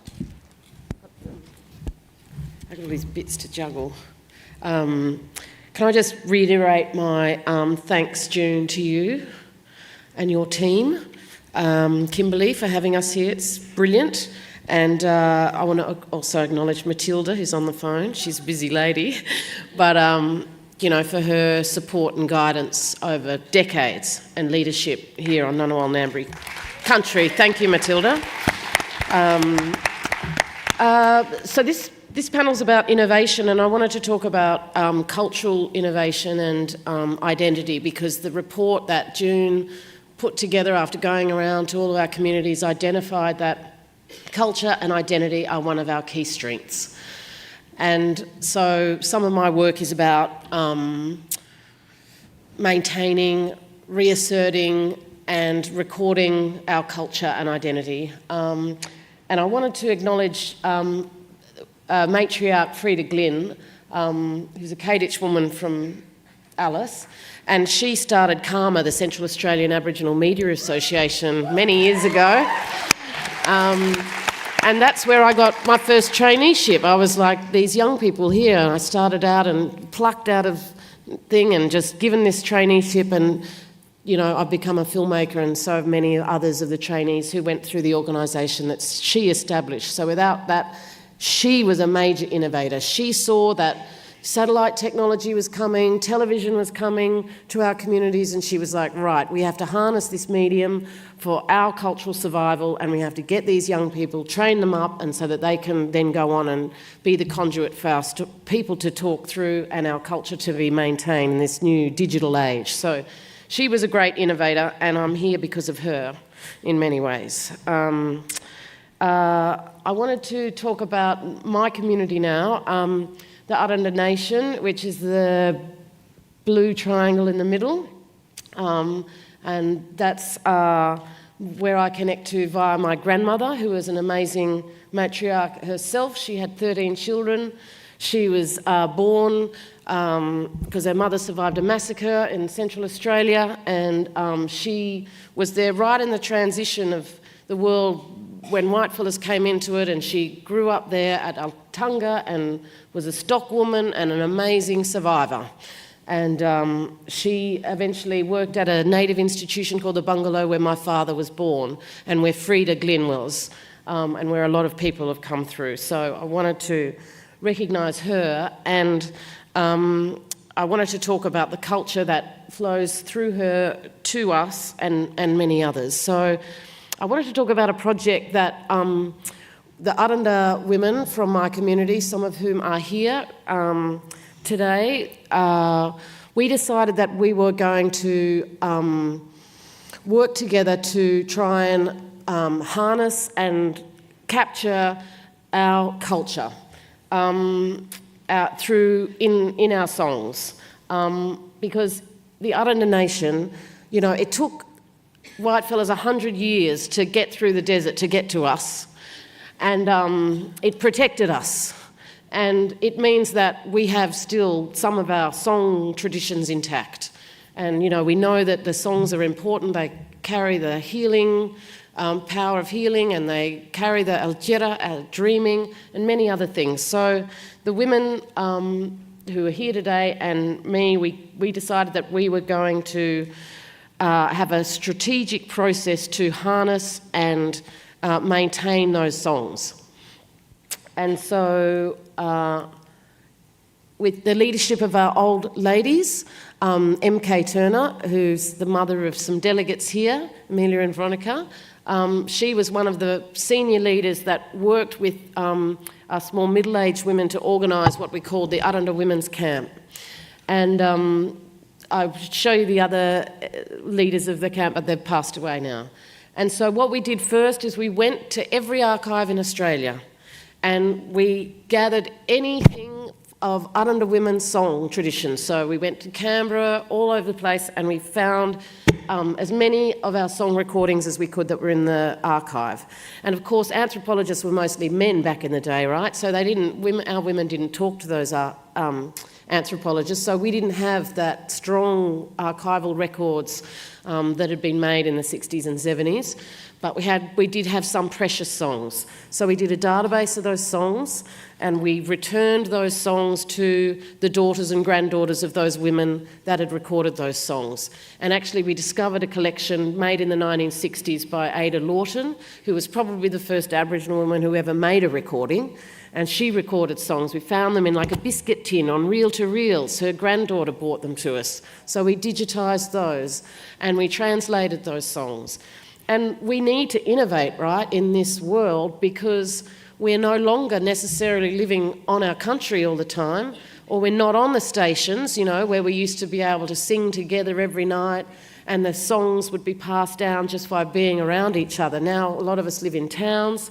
A lot of us don't necessarily speak fluently our languages that the songs are in. So we're like, how do we innovate, you know, to try and capture and ensure that this is passed down to the younger generations over the next hundreds of years. So it was challenging to talk because the women, the senior women, you know, they're not used to necessarily recording their songs and then giving it to someone. You know, those people usually you'd sing the songs to them over years and the younger people would pick them up and they would learn it that way. So our women had to make a decision to change their way of passing songs on. And they acknowledged in that change that they would have to use new technologies and record their songs and then agree to store that in an archive. So we had to talk about all different ways of how's our knowledge protected in archives, how's it managed, who's it passed on to, how does that happen? So it was really challenging to work through a lot of those things. But we did. And so over 6 weeks with MK and other women, we had a camp. And we went through all the family groups and we had a film that we ran it like a film shoot. I was like, right, next family, come on. And they all came in and we had a cook and it was all Aboriginal women that organised it, all Aranda women. We did it all ourselves. And we had 2 cameras and we had a sound recordist and we did it all really properly so that, you know, we're thinking, what does a woman need in 200 years to be able to learn this stuff? Well, she needs to see the singer really up close to see how the words are pronounced, how the songs are sings. So we had cameras on people like this and we had quality sound recording and all the women came and young people, middle-aged people. It was really good because what we'd realised is that the older ladies all held the songs, but very few of the middle-aged ladies were learning those songs. It just wasn't being transferred. So we recorded everything that was in living memory of any other senior Aranda lady who would like to attend. And so for 6 weeks we did that. Here's all the ladies. Oh, thanks for the cheers. It was great. And these are some of the ladies. And time is short, but I just want to show you a video. It's only 1 minute and 30 seconds. Is that okay? And there's a couple of ladies who've passed away in this, but they gave permission for the image to be seen. There's Purvis ladies from Alcura, there's Aranda people in the audience, so they gave their permission. I'm going to try and run this now. I don't know if I've got the thing to how to do it. Oh,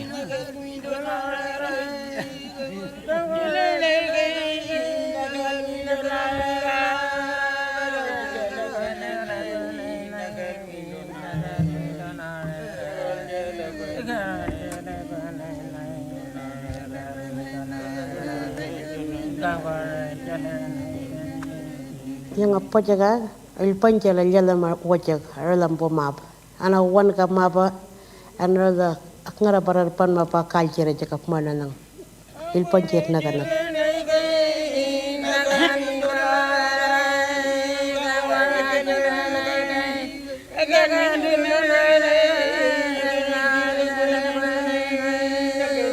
yang pochaka mata chendal dengan il pochakal ka kalchalan daga. Rara lampuanda merama nuna bakalengan atnyana chenek raw yaralam.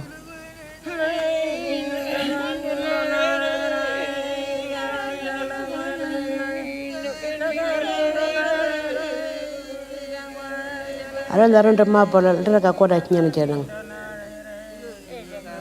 Nuna kan il panchal awwalyal ka atnyana chek akalcheramal. Ingana ni mapala na mawalta na chek.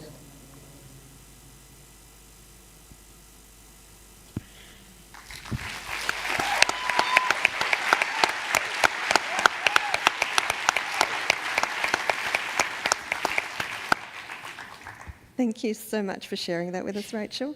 I'm going to throw over to Carly now so that we can talk to you before you need to go. I'd like to ask you about data governance and data sovereignty. So what unique role do you think women and girls have in innovating in this space? Yeah, so I think we have a really good place to start from after listening to everything that you shared, Rachel. You know, when you were talking about the anthropologists going into our communities and, you know, they were mostly men, they're kind of still mostly men from what I see and what I've experienced. But they collected a lot of our stories and a lot of our culture and our knowledge. And again, from my experience going through academia, you know, a lot of these stories and a lot of our knowledge kind of gets kept there, kind of gets stuck in academia, because like before I went to uni, I didn't know how to access a journal or even what a journal was. And that's, you know, that's a really, those spaces and those archives, they hold so much that, you know, because of colonization and because of, you know, being removed from country and all of these things, a lot of us don't have access to. And so data, when I think about data sovereignty, it's really about that knowledge and those stories going back to community, just as you were saying. And going back to, you know, especially the younger people who it's really, you know, our jobs to continue that lineage. Like we really have to be picking up our culture and our stories and bringing it all together. Unfortunately, you know, kind of cleaning up all of this mess that these white fellas have created for us. And so data sovereignty is really taking control of that, but not just, you know, accessing these white fella like renditions of our stories, but, you know, really trying to connect to our old people as much as we possibly can while, you know, we're still lucky enough to be able to do that. I know for me myself, like I'm only 32, and already I'm sadly losing a lot of my matriarchs. And so for me and my family, you know, time's really ticking, but I know that it's not too different for other mob out there as well. And so data sovereignty is really about taking control of that and you know, us being able to tell our own stories instead of it coming out of a journal or you know, an academic who doesn't come from these lands or doesn't, you know, have connections to our countries. Now there's some really awesome examples of this happening across the country, and what I really like about you know, what you shared with us, Rachel, is that it was so place-based, right? We're often put under this pressure to be like this national force, and we definitely are. Like, obviously, you know, we've seen this week what we can do when we come together. But really, you know, our knowledge and our culture is very connected to our own countries. And so we do see some of these, you know, we've spoken about the archive, which is essentially all the information that's been taken and put into, you know, a paper or some other form. And, you know, the act of going through that archive and actually bringing that knowledge back to its specific location is incredibly important, because for so long it's kind of been, you know, shared off country and kind of shared all across the country. And, you know, it's just not really how our mobs work and how our countries work and our laws. There is actually a really great example of a national effort though, and I have to mention Tamina's incredible matriarch, your deadly mum, Dr. Terry Jenke, who put together this incredible piece of work that's scoping out this idea of like a First Nations science centre and what that could look like. And, you know, Terry really outlines the fact that our mobs and communities have been so exploited for so long now. And we actually really need control of that. Like, that can't keep going on. And I love this work because Terry just calls it out. She's just in there and I love it. And, you know, I think that's really what we need, not only to be able to say, okay, this was taken from us, we're taking it back, but we can also overlay that information and those stories with our own cultural law, with our own cultural protocol. So, you know, for example, in kind of sky world, the moon is a really interesting object in the sky. So for women, for a lot of mobs, the moon, we call it Balu. You're not supposed to look at Balu for a lot of young girls and a lot of young women. And, you know, it all has to do with our fertility cycle and how that relates to the moon cycle. And, you know, having this cultural law applied to our stories, so, you know, we're not endangering ourselves culturally and spiritually when we do engage with our stories, which is obviously something that, you know, the anthropologists didn't really know when they were documenting it. But for me, as a young Aboriginal woman, when I go into the archive and I'm researching, it's actually quite culturally and spiritually dangerous for me, because I don't actually know what I'm going to be exposed to. And that's what I mean when I talk about like Indigenous data sovereignty. You know, we have our own laws applied to it. I'm not going to see something that is going to harm me.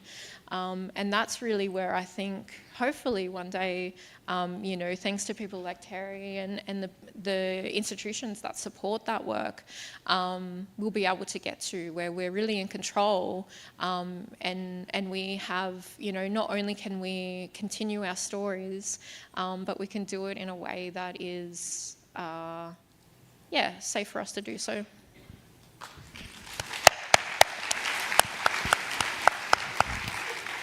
Thank you so much. I guess I can confirm that the First Nations Science Centre is progressing. I do have a role on the steering committee, so it is moving forward, slowly but surely.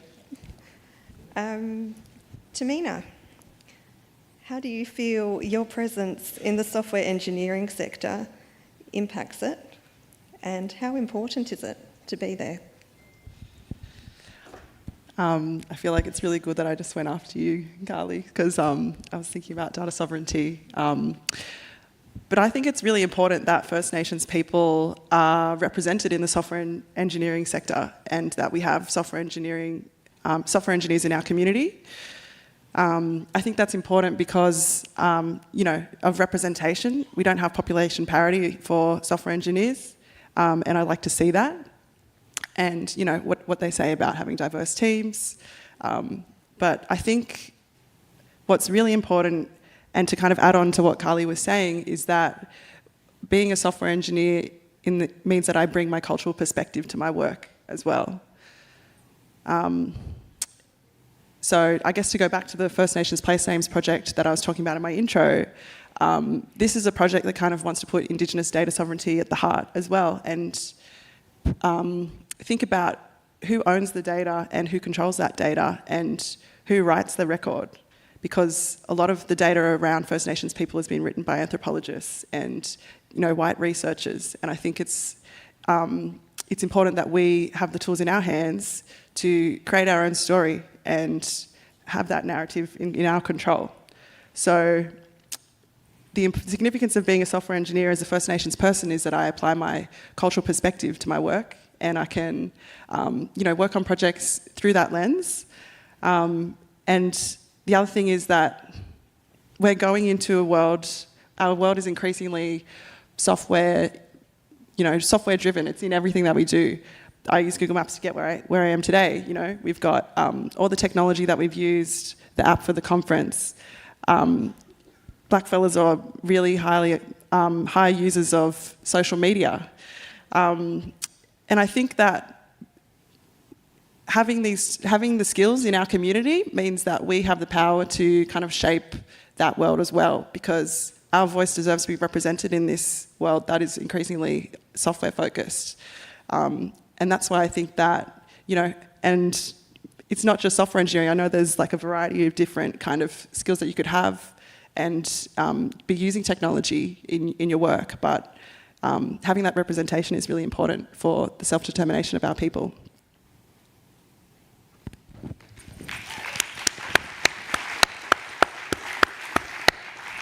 Thank you. Rachel, you were talking about the generational transfer of knowledge. Can you expand on this role you think technology plays and can play in this?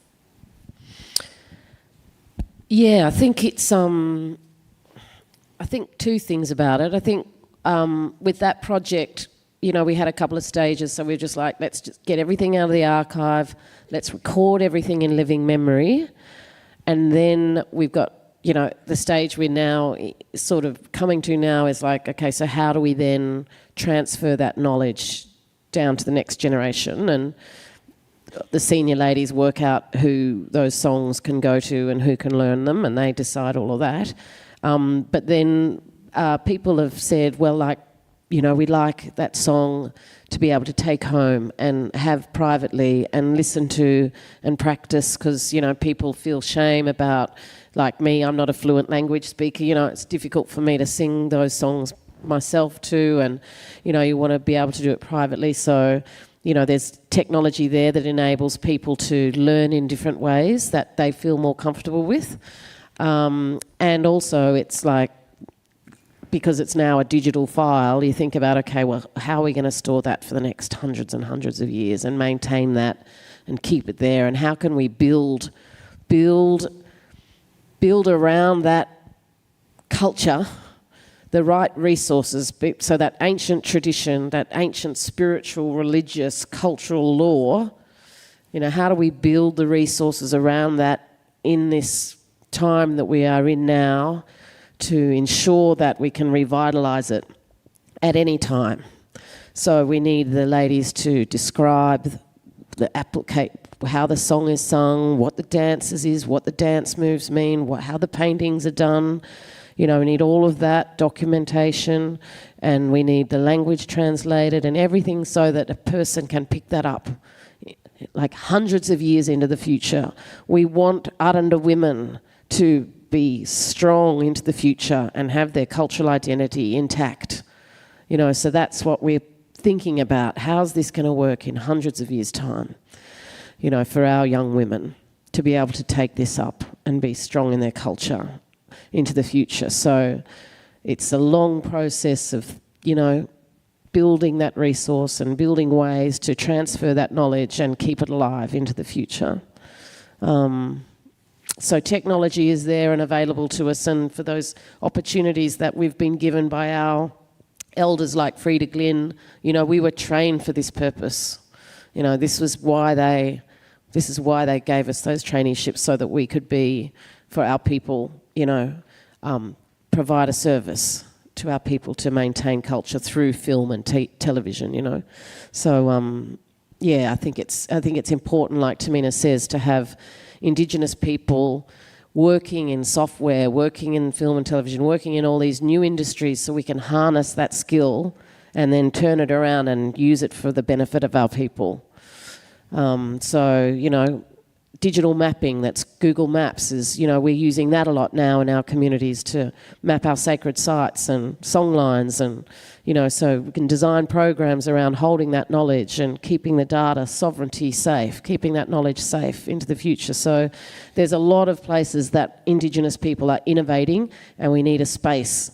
We need training money, we need opportunities, pathways for our young people to get into those spaces, harness the technology.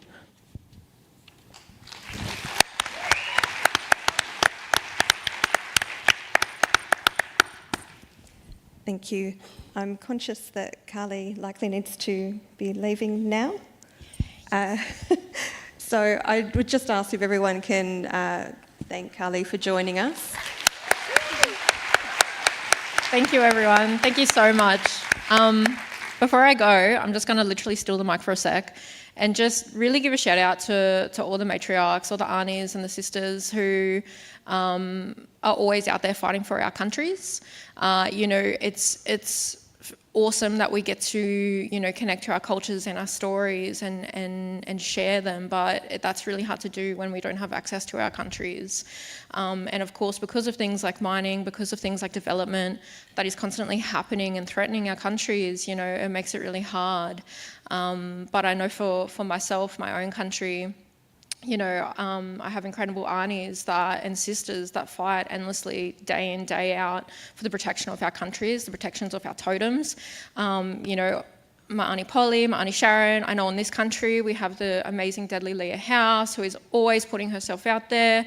You know, I know Tarnan is here at the event this week. I saw Ruby earlier. You know, we have so many amazing, incredible, deadly, staunch women who fight every day for our countries, and I just really want to acknowledge them and really thank them for their work. Thank you very much.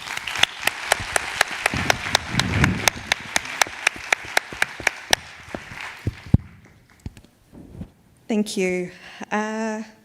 Okay, I think we'll do one more question and then hopefully we've got some Q&A. So if you haven't already put your questions in the app, please do. Rachel. Yes. Looking ahead to 2043 and beyond, what would be your vision for the future? 2043.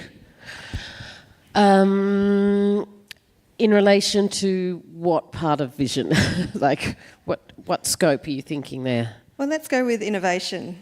Where do you see us in 2043? What do you see us doing, having roles in, being leaders in? Do we have governance systems protecting our Indigenous knowledge? Is it normalised to have Indigenous cultural and intellectual property and cultural governance included in, say, agreements with mob? I hope that by 2043 we've managed to rebuild our nations, and so that we have the, you know, structures in place to look at our nations and think about them as being secure into the future. So, you know, I know there's a lot of nation-building discussion going on in university spaces, and how do we build the nations, like Maori have done in Aotearoa, New Zealand. You know, they have got their economic base secured through treaty settlements.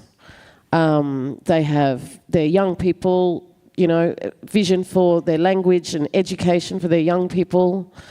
They have treaty rights with the Crown, and they have a pathway for their cultural survival and identity into the future. So I hope that, you know, for my people, the Aranda Nation, that, you know, all of our native title is done. We've moved beyond native title into treaty negotiations or settlement where our languages are secure. You know, we have guaranteed health and well-being support. You know, that I think in 20 years' time, we want to have the security of our nations and our futures guaranteed. And I think we'll get there. Great, thank you so much. Jamina, would you like to add to that? Your vision for the future? Sure, am I on? I think my vision for the future is that, all the conversations that we're having in this summit is that we no longer need to have these conversations again, and that, we've kind of got equal opportunities to, the rest of the population. I guess for me, particularly in software, I'd like to see blackfellas have equal access and inclusion in the digital space. And I'd love to see more black tech companies by 2043, a big black tech company.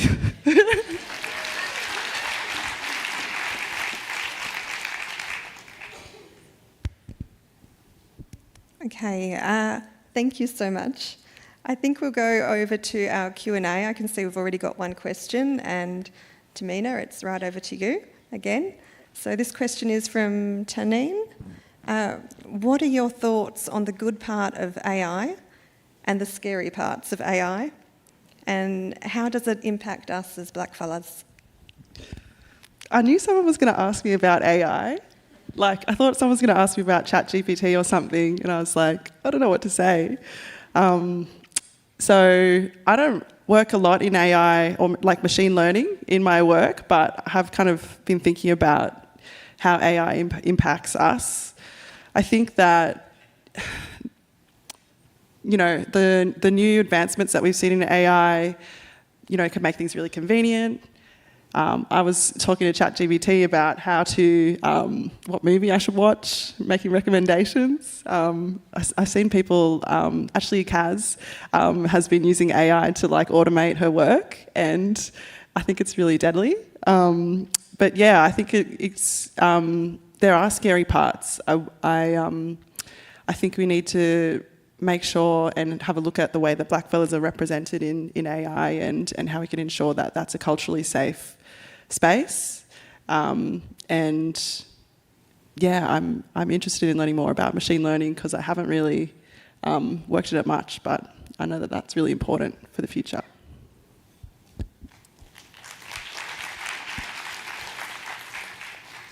Thanks, Tamina.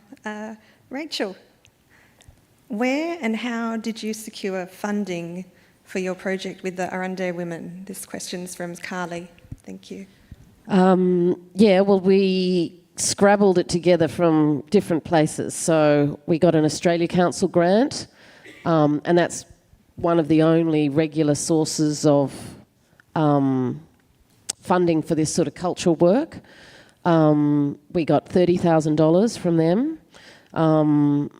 and then we got $20,000 from Centre Corp, which is a foundation, Centre Corp Foundation, run from Indigenous-owned assets in Central Australia. And then we got $7,500 from Screen Territory Grant, and we sort of pretended we were making a film for the public, which we never intended to do because it was just for us. And so it's really hard to get the money for this stuff because there's always a public outcome, and all the film funding is you've got to have it broadcast on television or you've got to have it out there for the public. But this was just for us and our community, so it's really hard to find that sort of money. But what we hoped was that we could use that as then a model for other communities. And one of the things when I was on the IATSIS Council, we tried to raise funds for a Songlines project so that other people could access these funds, rather than go to 3 or 4 different places like we did, that there'd just be funding, because there's a big need for this recording of songs. And then it's the more difficult thing is actually then learning the songs and finding the spaces. And, it's really hard to even find places for our women to go and camp and, have access to, we just don't have that facility. We don't have a ceremonial space where there's toilets and kitchens and, so there's a big need to create spaces for this activity to happen. We spend a lot of time fighting for rights for land and all these other things, which is absolutely important, but where are the spaces for us to practice our culture, Where are the resources for that to happen? There's not. So, but anyway, Australia Council, that's your main one I would go to as a start.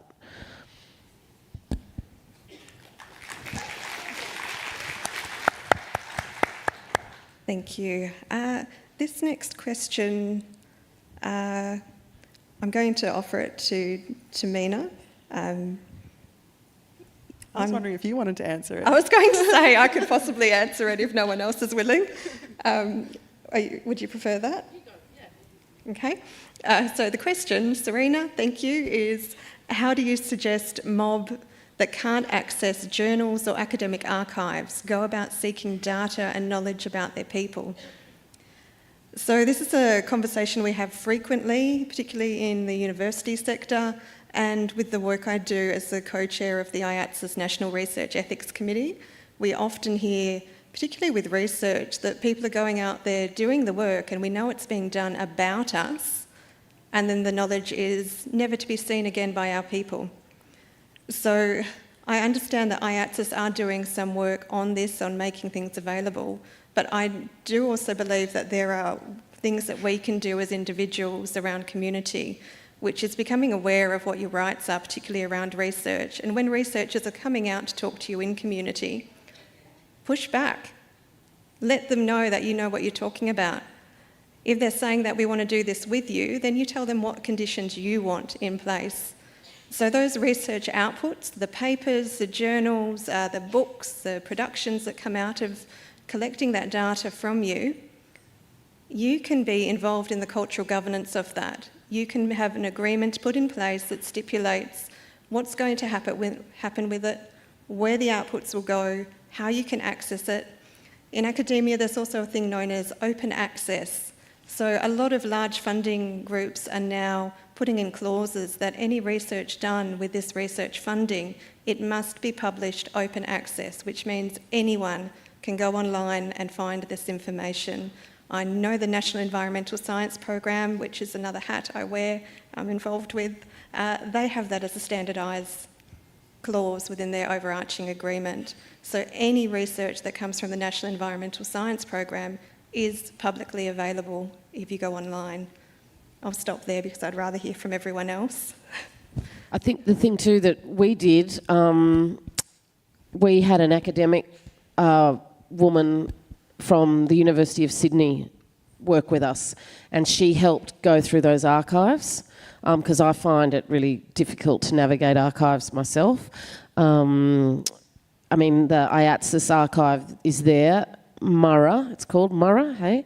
And you can put in a keyword and then search for stuff.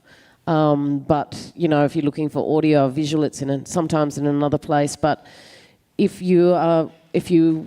IATSIS holds the largest collection of Indigenous materials in the world, of our mobs. And you can go into the reading room there and talk to the librarian, and they can also help you search under your nation or clan or group or family name. So there's that. Or you could try and find the Indigenous unit within a university and try and find Indigenous academics and researchers there who could maybe assist you as well.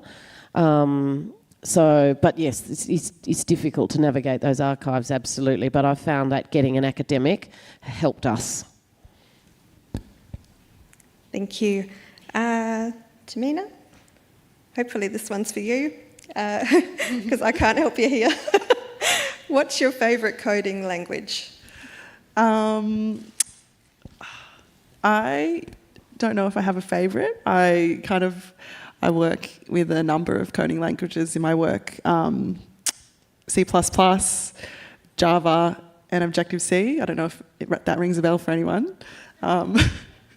But I guess I work a lot in C++, and I just like it because I can be really nerdy about memory management, and I think at Google we have there's lots of people with lots of opinions about C++, so I learn a lot about that programming language as I was working on it at work.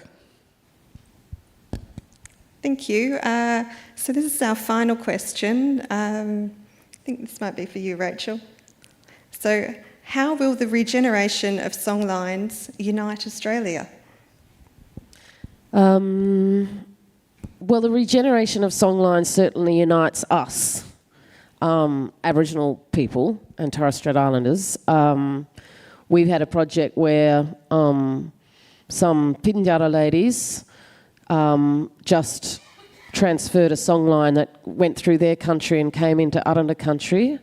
The Morakatui is here today for that area, and that forged a link between the Pitjantjatjara and Aranda ladies. Beautiful, strong link in regenerating that songline. So some of the songlines are just for us, right? They're not for the public. They're only for the people who they belong to. And some of that information is private and restricted because it's connected to places that are private or sacred. But I think for the outside public, there's nothing quite like seeing and being a part of a Aboriginal ceremony, you know, or Torres Strait Islander ceremony. You know, it's the rich, like, heart of the nation, you know, the deep heritage that 65,000 years, you know, expressed in song and performance. And very few non-Indigenous people ever get to experience what it's like to sit around a campfire and have that amazing experience of witnessing that, being a part of it. And I think for those people who do get to experience that, it's transformative, because they get a sense of this ancient connection to country through song and culture. And I think that can bring Australians closer to us, because it gives them an understanding of what we feel when we talk about our identity and culture and how it's expressed. You know, they can get a sense of that, because it's very hard for them to understand it, I think. But through song and being a part of that ceremony and seeing people painted up, you know, in the firelight, under the stars, just gives them a taste of this Australia that existed before and continues through to this day, and how we feel so strongly about who we are, you know, and proud of that, you know. So I think it can unite Australia, and it can bring understanding, you know. And I think with understanding comes a whole range of things that their minds open up, you know, to us, and hearts, and that's what we need, you know. Thank you, Rachel. And thank you to everyone for your questions. I understand we've held back. We're stopping you from having a cuppa and a yarn right now. So on that note, thank you for joining us. And if we can just have a round of applause for Rachel, Tamina and Carly. Thanks so much. Thank you very much. It just makes me reflect. There was one particular thing that we said, and I think all of the panellists talked about the data and the information that we currently hold now. Most of us, our families, have old tapes and videos and those stories that are really important to us. And one of the things that I think we need to be reminded of is technology is moving so quickly that there'll come a time when you can't access them. So it's a really conscious decision now to start to preserve and, you know, change them into different formats so that we will have that material for the generations to come. So thank you very much again to our panellists, and I just want to really quickly run you through where our timing is at. We'll have morning tea now and come back into the room if we can just a few minutes before 11:20, so that we can keep our panel on track after morning tea, and then we will break for lunch. There'll be you'll lose about 10 minutes in your lunch break, but that'll get us on track for the rest of the day. So see you all after morning tea.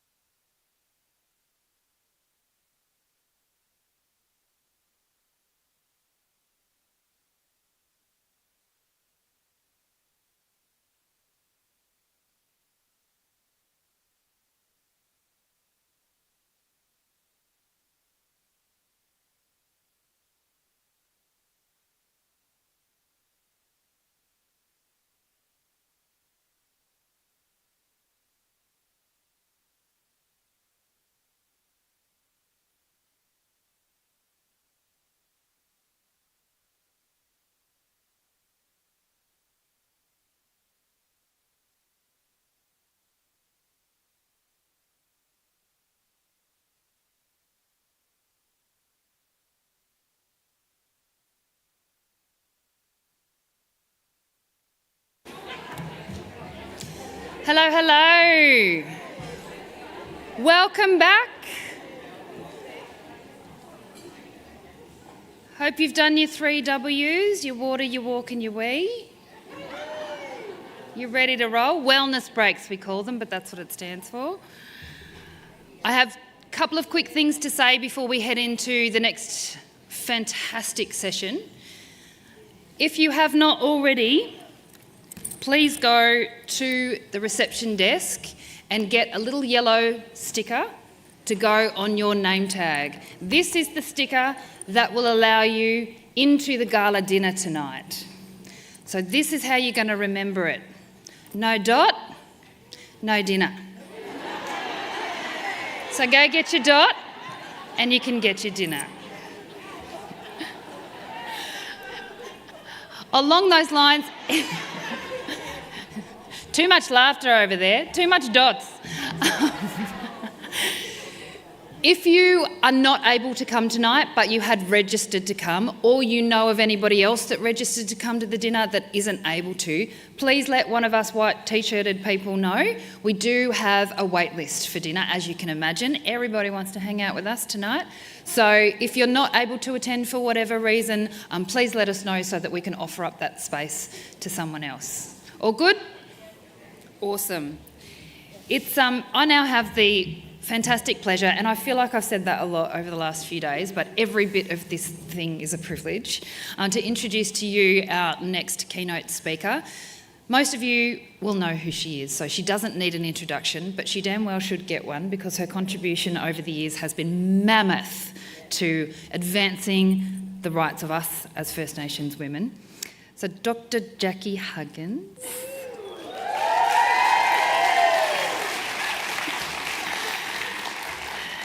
As you all know, is an historian and an author.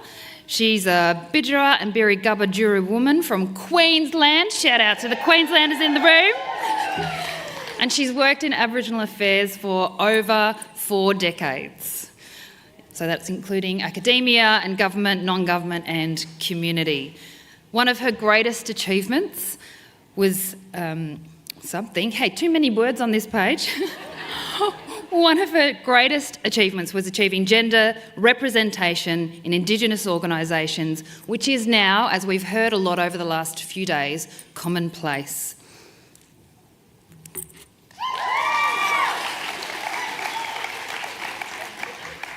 Thank you. Her expertise has been writing Aboriginal women's history and place since the 1980s, and she has authored Sister Girl, an exploration of women's issues in 2022, and many, many other books, which I know we have all read and we love, and we should go out and buy the new versions of as well. The enormity of that contribution is never lost on me, and I had the opportunity yesterday to sit and very quickly interview both her and Marcia Langton, and I took the chance just to thank them both. And I want you to do the same now as we introduce her to the stage, Dr. Jackie Huggins. Hello. Well, I'm a bit like Michelle Deschamps. Give me the mic and I'll go for it. No, thank you, ladies. Wow. Wow, what a wonderful time it's been for all of us. But I'll get on to that as soon as I find my page here. And of course, my first duty is to acknowledge the great and wonderful Dr. Matilda House and her family, and Ngambri Ngunnawal people here of this land, of which I've been coming to for over 4 decades, doing business in this place. Matilda and I share a long history. We have our secrets too, Titta. We're not going to go there because we're very young in those days, and the world was full for us, but not as much as it is now. So I really want to acknowledge your presence, your grace, and your beauty that you bring to this place. And being in your country all the time is just a fantastic experience for all of us, because you make us feel so humble and so welcome here, my sister. Nahi, Najana, Bidjara, Mayada. I want to acknowledge my Bidjara and Biri women family also here today with me. I know that you are strong, beautiful women, and why not? You know, we come from great stock, all of us. And to all of you, most beautiful, beautiful women. As I said, how great it is to be here. When June asked me, I thought I've got to be in Mackay at the DV conference, which I thought was their 20th anniversary, but that's next year, thank God. So I said, yeah, no, next year. So I'll come for the full time and listen and pay homage to the most beautiful stories and the work that you do as Aboriginal and Torres Strait Islander women in your communities.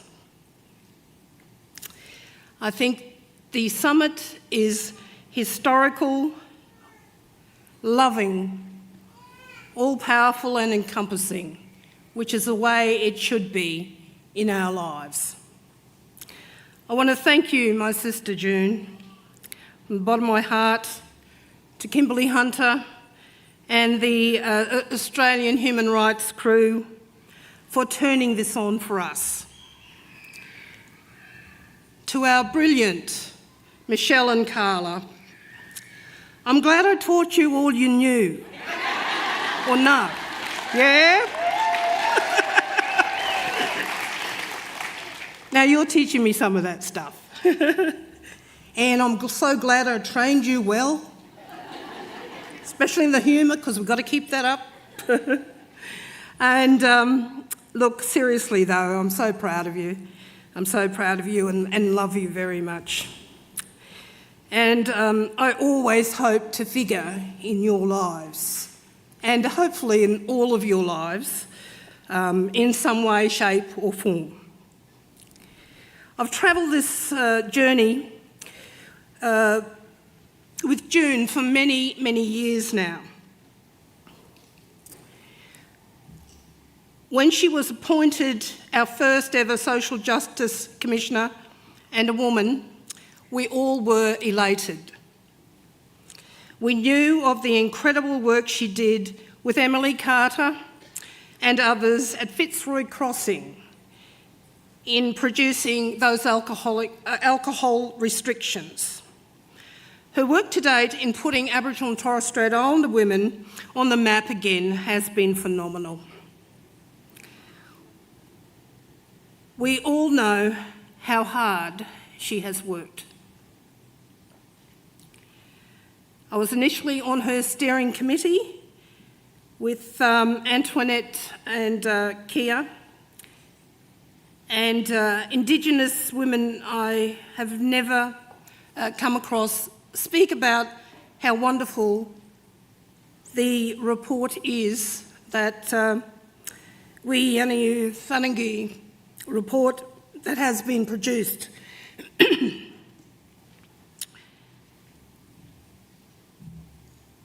And Indigenous women really have never left this space. We've never left that. We are still here, thriving, surviving.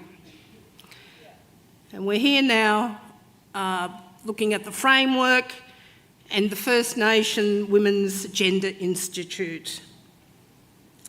That will be testimony to all our legacies, to this, and now we will have somewhere, a home, to house that stuff and to be an ever-present icon in our country.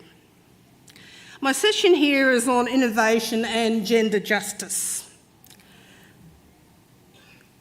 We all know that gender justice is about creating the same and equal spaces between us and that of the dominant society. I now wish to talk to you personally about some of my innovations in gender justice along the way. In 1984, this has been mentioned, the Women Business Report came out.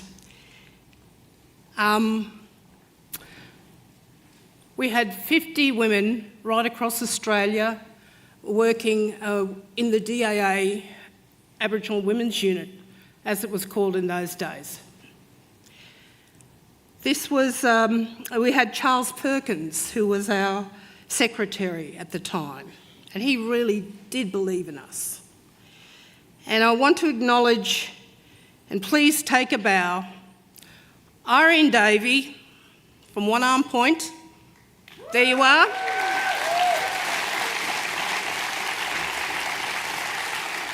And Rhonda Radley, Port Macquarie. Where are you, sister girl? You're here? You're still minding that baby grandson of yours. Probably that. But look, I was 28 years of age when I was thrust into this position. And within those 50 women, there were women in their 50s, which I too thought was so old. How could you be doing this stuff still? Well, guess what? I'm heading on to the 70 mark now, and I'll still plenty of petrol left in that tank, and I'll keep going. Thank you. But it had been the first time the government had ever wanted to talk, to consult with our women about the programs they wanted to see in terms of the policies and policies, legislation and so forth, much like what's happening today. I have to say that, back in those days, treaty wasn't even on the horizon. Sure, it was maybe talked about, wasn't there, nor was things like climate change, homelessness. Incarceration rates were always there though, of course. But these are the things that we focus very much on today, but weren't perceived in those days. And I wonder in the next 30 years or so what we might have confronting us. I also want to acknowledge the Aboriginal Women's Task Force who worked with us at that time, the late Phyllis Daylight and Mary Johnston, who's still with us, and they're 12 women who assisted us in terms of that report. Sadly, very sadly, many of them are not with us anymore.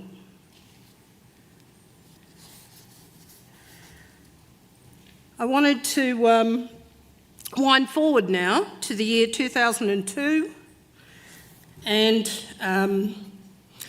I was a part of a 3-member team to review the Aboriginal and Torres Strait Islander Commission, ATSIC. It was one of the hardest jobs I have ever done in my life, and I was furious when the report did not even get to Parliament before ATSIC was dismantled by the federal government. I had proposed equal representation for women and men in all tiers of that organisation and future organisations. I was told in no uncertain terms that this would never get through and that appointments should be based on merit.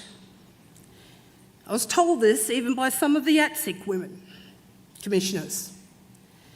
But nevertheless, the review committee allowed me to put in a minority report that would mandate and equalise all positions. I remember saying to my 2 white male reviewers that, well, black women will love me. Not sure about the blokes though. So structurally, it was a good beginning. And I count this as one of my most enduring legacies in terms of forwarding the gender justice that we so needed back in those days, but also today. Thank you. It's been a national and a natural progression since the establishment of the National Congress of Australia's First Peoples in 2009, of which I co-chaired in the latter years. The Congress was set up by Indigenous Australians, had an ethics council and a mandated equal gender representation of men and women in the organisation. It was a cultural imperative so that women's and men's business could prosper and be respected as it once was. The then Sex Discrimination Commissioner, Liz Broderick, praised this ruling and suggested that the 100 ASIC bodies should implement these egalitarian measures also. Well, good luck, women, but I know that in our communities, women are leading. Prior to this, the voices of Indigenous women and children were denied and usually dismissed. Across the country, the males dominated. The structures are slowly changing, with our women being represented as mayors, CEOs, chairs and on boards.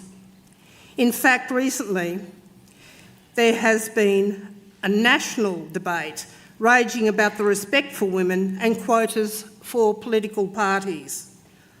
I believe this is the only way to correct a broken and incorrect system. When that system is broken, it has to be fixed. And we've seen all the Me Too movements and the movements that have globally taken over our world. And look at us now in this place in 2023, talking about and forging ahead with a framework and a gender institute. Will ya? This is where we've got to, ladies. I'll have a water. I tend to go dry when I'm all excited. I'll get over it. Nah, knock off. Knock off. Okay, besides seeing you, okay, let's get back to serious business. Look, language has changed, and it's changed the world. I've got to read from here too. Oh, see, you put me off now. No. And then again, some things have not changed, of course. You know, today we learn more about what's happening, in terms of environmental issues, the fracking stuff, the idea of, what needs to change in the world. And I must say, and the issues have changed very much since we wrote that report in 1984. Some of you weren't even born then. But that's been maintained and brought to life by June and her team in terms of providing that blueprint for our women. Back then, of course, some of the things we'd never even heard about or never wanted to discuss. In fact, they told us not to put domestic violence into our report. Remember that, Irene and Rhonda? But we did anyway. We put it in there. And today they won't let you leave it out. That's how far we have come. In terms of disability, that was a very unseen issue back then too, as were the LGBTIQ plus SB. Now, I asked Corinne yesterday, in fact, now what is the SB? You have to educate me on this. And she said, well, it's sister girls and brother boys. And I said, well, look, 1998 I wrote a book called Sister Girl. I hope that doesn't offend too much.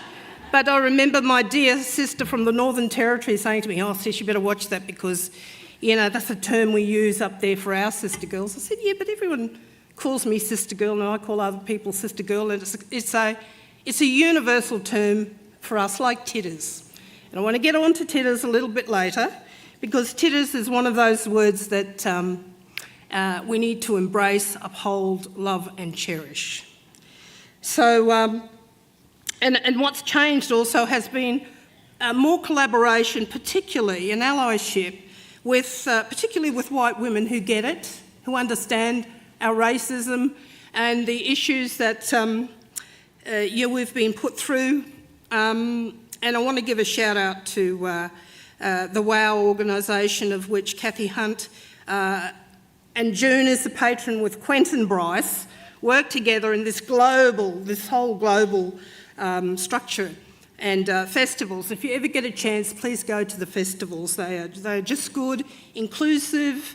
You have migrant ethnic women there, women of all colours, and it is truly fantastic.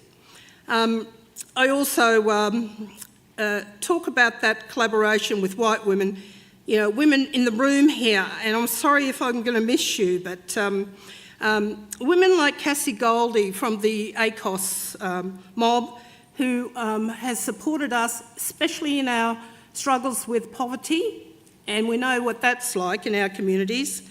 Kate Jenkins. Kate was an ex-commissioner as well. And if you're not in the front row, I can't see you, sorry.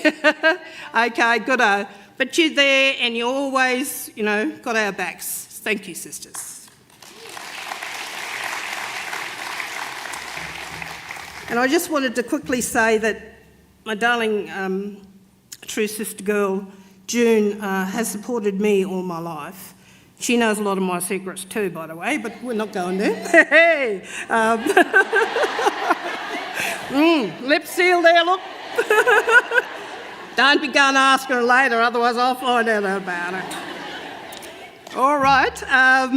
And she was the first person I wanted to endorse the book to, and she states, a book we all need to read. It challenges, inspires and reminds us that change can happen when you have the courage to act. And that is so true. Writing has been an innovation and a liberation tool for me for a very long time. It's a great break from politics. Although political, you are saying something in your writing. And that has allowed me to express my thoughts and feelings and sequence the highs and lows of life.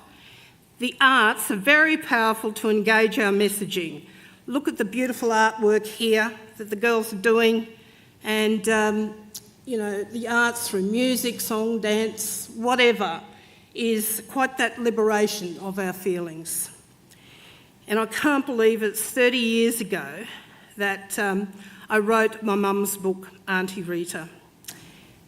Her guidance and strength still remains in my heart.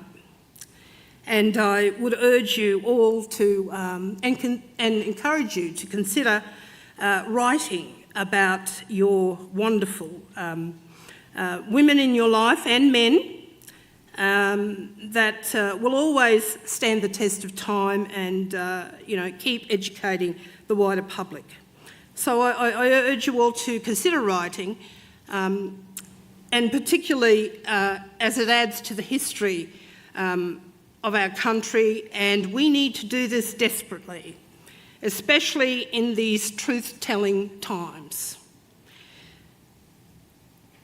Now, to show that I just don't write about women, last year my sister and I, Nairi Jaro, and by the way, her son is the first Indigenous judge in Queensland, I might add. We know that. we wrote our book Jack of Hearts, QX 11594, a story about my father, a POW on the Burma Railway. He died when I was 2. He died at the age of 38. And my brilliant single mother brought us up and showed us and gave us our values. But luckily my father came home from war well, if he didn't, I wouldn't be with you today. And it may come as a surprise to you that I don't call myself a feminist, because feminist is not the term for me. I call myself a titterist. Get it, ladies, get it? A titterist. These days, and I practice titterism. And as I wrote this, that sounded like a bit of Buddhism, but you know, hey. Look, take you 3 days away from home and look what you do to me. It's a term I love, and also to think about in ways of defining ourselves, how do we do that? Who are we? It's a universal term amongst us, titter. We know it and we love it. And I never ever dreamed my life would come to this.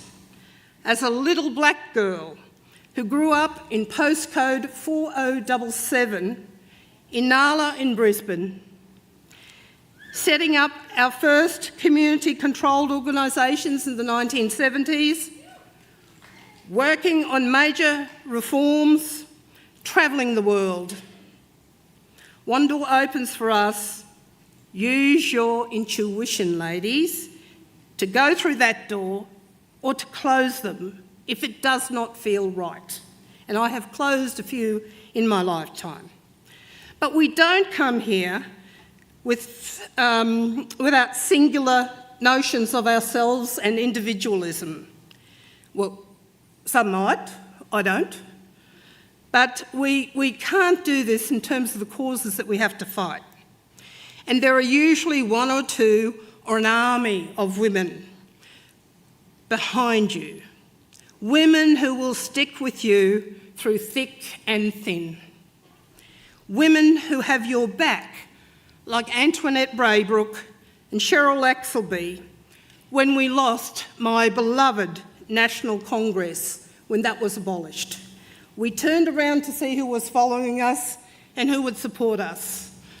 There were very few, unfortunately, but nevertheless, these 2 women and Damien from the First Nations Disability Network stood with us too. Thank you. Our women's networks are strong and loving. And who can forget, and she's here today again, my beautiful titter, Kerry Tim. Please take a bow. Kerry, as you know, in the early 2000s, she asked me to join in facilitating her leadership courses. I was delighted to do so, and in that time have seen many women aspire to great heights, and some of you here are in the room. Ladies, if you take advantage of your women's leadership courses, it will transform your lives, believe me. And I soon discovered my leadership style is one of inclusiveness. It's one in which you are all the catalyst, but not the be-all and end-all of it all. You find the power in other women when you lead. I have so enjoyed this summit and hearing from you all, especially the young ones. Thank you. And to the older women, some of them, I can't name them all, who've inspired my life, like Loach O'Donoghue, May O'Brien, Alma Stackhouse, Ida West, Doris Pilkington, and Auntie Valda Coolwell, who've been amongst the greats in my life. And as I come to the bookends of my career, I see a place where I am content that the next generation will follow through. of women who will carry on the foundations of us older ones and what we have left for you. It's your turn now, and it's always been like that. To build on them like our Pass the Message Stick project that we have, that I love doing, transformative work, where I work with young and fantastic women, smart as. They are grounded in their own cultural ways, which is the first thing, and they are grounded in the Western sense of education. And thank you for allowing me to be part of that group, to Riz, Millie, Amy, Tarneen, Kirsty and Elise. Both black and white women working together there too. It's a strengths-based narrative, and the messaging and the causes, please look it up. It talks about the wonderful campaigns we're running around the country in terms of the deaths in custody, women in prison. Shout out to Sisters Inside, Netta and Ruby, who are here too. And these days I'm turning into an elder in residence, really. I kind of always hope for that day, but I love nothing better than mentoring students and others. Hopefully I can give you some shortcuts along the journey to your careers and successes after my very joyous but battle-scarred career. It's true, you do acquire wisdom as you get older. Believe me, it will come to you in some shape or form. And I love ageing, but I don't like the health issues that come with that ageing at all. But it fills my heart with pride and joy to see that your lives, and I've followed a lot of your careers, believe it or not, even though I haven't been there physically, I've followed what you do, and you know, I know it's in safe hands for the next generations. So please take away some messages from me as I conclude. Humour is our salvation, ladies. Use it. No matter how hard the situation is, use it. Be kind and generous and humble. Respect your old people. Stay connected to your community. Always try to get back to people, even if you don't know, you know, you can't deliver anything. Get back and say, I can't do that, sis. Share the platforms you have. And I don't mean social media. I mean getting up here, getting women on panels this week that we've never heard from. That's been fabulous. And please stop the lateral violence and be a role model, raging against it. I believe it will be women and girls who can do this. I really, really do. And for heaven's sake, and it's been mentioned here on a couple of panels, don't get into every dogfight, or you'll wear the costs of burnout and health. Pick your fights, ladies, and be reassured there will be plenty of those fights in the future waiting for you. But remain courageous, act and speak out about all the social injustices every time you hear them. And tonight will be marvellous, won't it? The innovation comes in all forms, in our creativeness, and we'll hear from some of the very best creatives and women in our country. Enjoy it, and I can't wait, especially to see what you're all wearing, especially my fashionista sister there, June Oscar. Right. I've got to ask you about what you're wearing later, sis, but anyway. But to end, ladies, and to conclude, thank you for listening to me. I want to, wait there, no. Don't get away that quick. I want to end on my most favourite quote from any black woman in the globe. And her name is Maya Angelou. Have you heard from her? Yay, she's a black poet. She died a couple of years ago. She reminded me very much of Evelyn Scott in many ways. And she says, and Evelyn had been a great mentor in my life too in terms of the politics. And she said, ladies, people will forget what you said.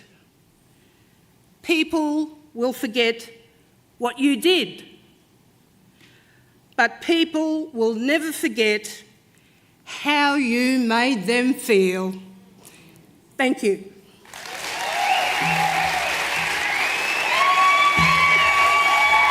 Thank you. Love you.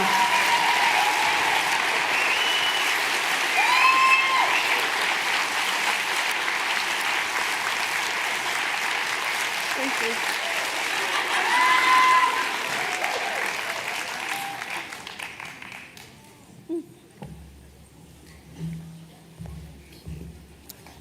Sit down now. Although I still have to sit. Yeah, you can chill.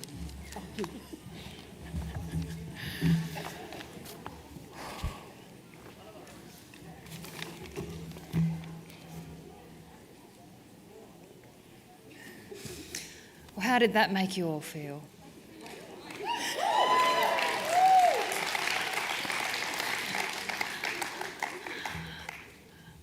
Jackie said at the beginning that she hoped she'll figure in all of our lives. And when you look at the body of work that she has delivered and created over her lifetime, and you have the opportunity to hear her speak, that impact that she has on us all, how could she not? Thank you so much.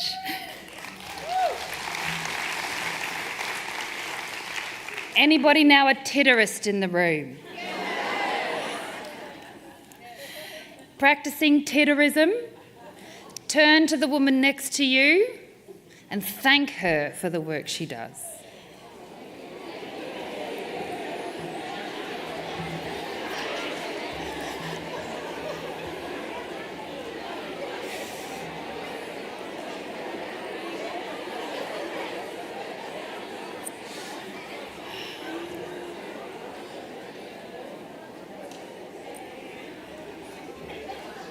Wonderful. Thank you, everybody. We now have the opportunity to hear from another amazing woman, the effervescent Estelle Clark.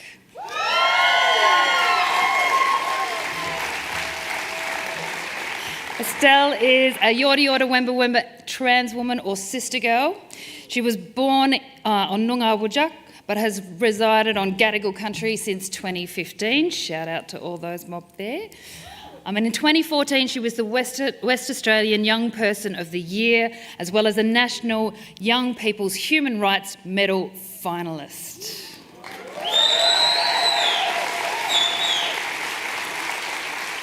She's a legend and she's gorgeous. Please make her very, very welcome.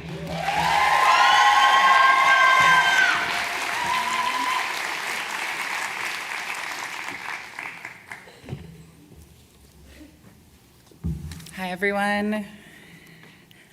I already knew before I even got to the summit that having to follow Auntie Jackie was going to be one of the hardest things I ever do in my life.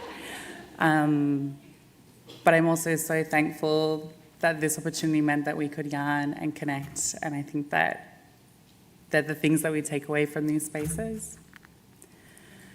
I'd like to start by acknowledging the lands we're meeting on today, the lands of the Ngunnawal and Ngambri peoples, where we have carried out these really important sharings of knowledge, wisdom, and Black excellence, and also titterism.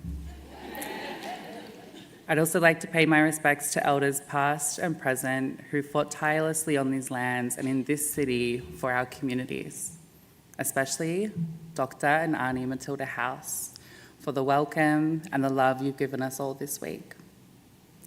Finally, I want to acknowledge the queer and trans mob in the room today and affirm that you are loved, important, and valid. I'm a proud Yorta Yorta Wumba Wumba woman with blessed and appreciated trans experience. Shout out to any family in the room today. There's some of you, we've been yarning. I've lived on beautiful Gadigal and Wangal country for the past 8 years, but I was raised and grew up on Wajak and Pinjarap country over on the west coast. It's an honour to be here this week and share this space with legendary women like Auntie Jackie, Auntie June and Auntie Linda. These powerful women constantly teach and inspire First Nations women and girls how to lead, how to generate impact, and how to create long-lasting change. Being asked to take up this space in this way is an opportunity I don't take lightly. There are many people doing huge and beautiful work, and hopefully throughout these days, you've made connections and friends, met family, and have taken a moment to acknowledge the work that you do individually and together for your communities. The summit has had so much work go into its creation, countless hours of women doing the work to honour the experiences and needs of our First Nations women and girls. It's such a privilege to be here and talk about what change looks like for queer, trans and diverse mob and the atmospheres we exist in.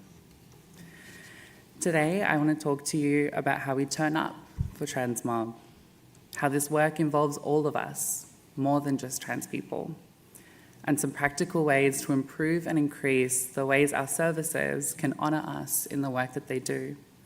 And lastly, thinking about the future and how this work heals us all. To some, this might seem out of place, and to some, this might seem unnecessary. But the first point I want to make, and I feel is worth reminding people, is that everyone has the opportunity to be blessed with queer and trans mob in their lives. This could be your children, your siblings, your family, or your friends. I underpin this work and this healing with the fact that every trans Black person was once a child, and all of us have parental and grandparental figures.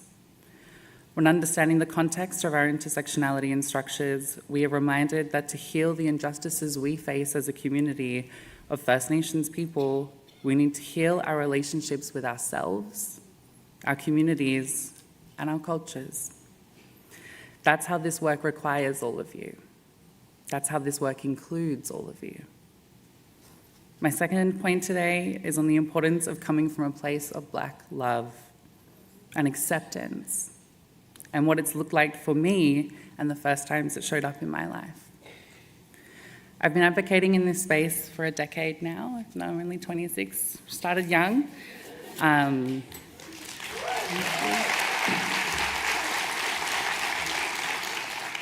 I grew up in and out of care from 6 years old, taken from a resilient but struggling mum whose main goal in life was to have babies and a family.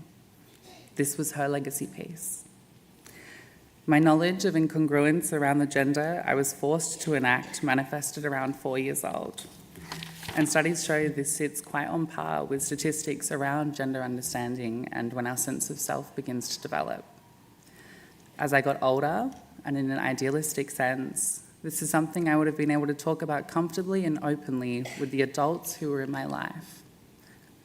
However, like many kids in care who had younger siblings with them, our brains focus on laying low, keeping our babies safe, and surviving. An important moment in my teenage years was on a camp we had for mob. I was nervous because I knew that we would dance and connect in cultural ways. I hadn't spoken to anyone about the disconnect I felt with how others assumed I should be and how I felt inside. Eventually, we get to the dancing part. The boys and girls split, and for the first time, and filled with nerves, I let an uncle know that I didn't feel this space was for me. I didn't know what I was going to say if he asked me why, but I'm glad that I did, because he could see what I was trying to say. Our spirit is really important to us. It's what guides us in and out of this life. And it's okay if your spirit isn't like these boys. Dancing and connecting to culture is important too. So do that where you feel comfortable. My first experience with acceptance, understanding, love, and seeing how people like me can exist culturally was born here. And he's been so proud of me ever since. Shout out to Uncle Dennis Simmons back over on Noongar country. He'll be so ashamed that I called him out here, but that's right.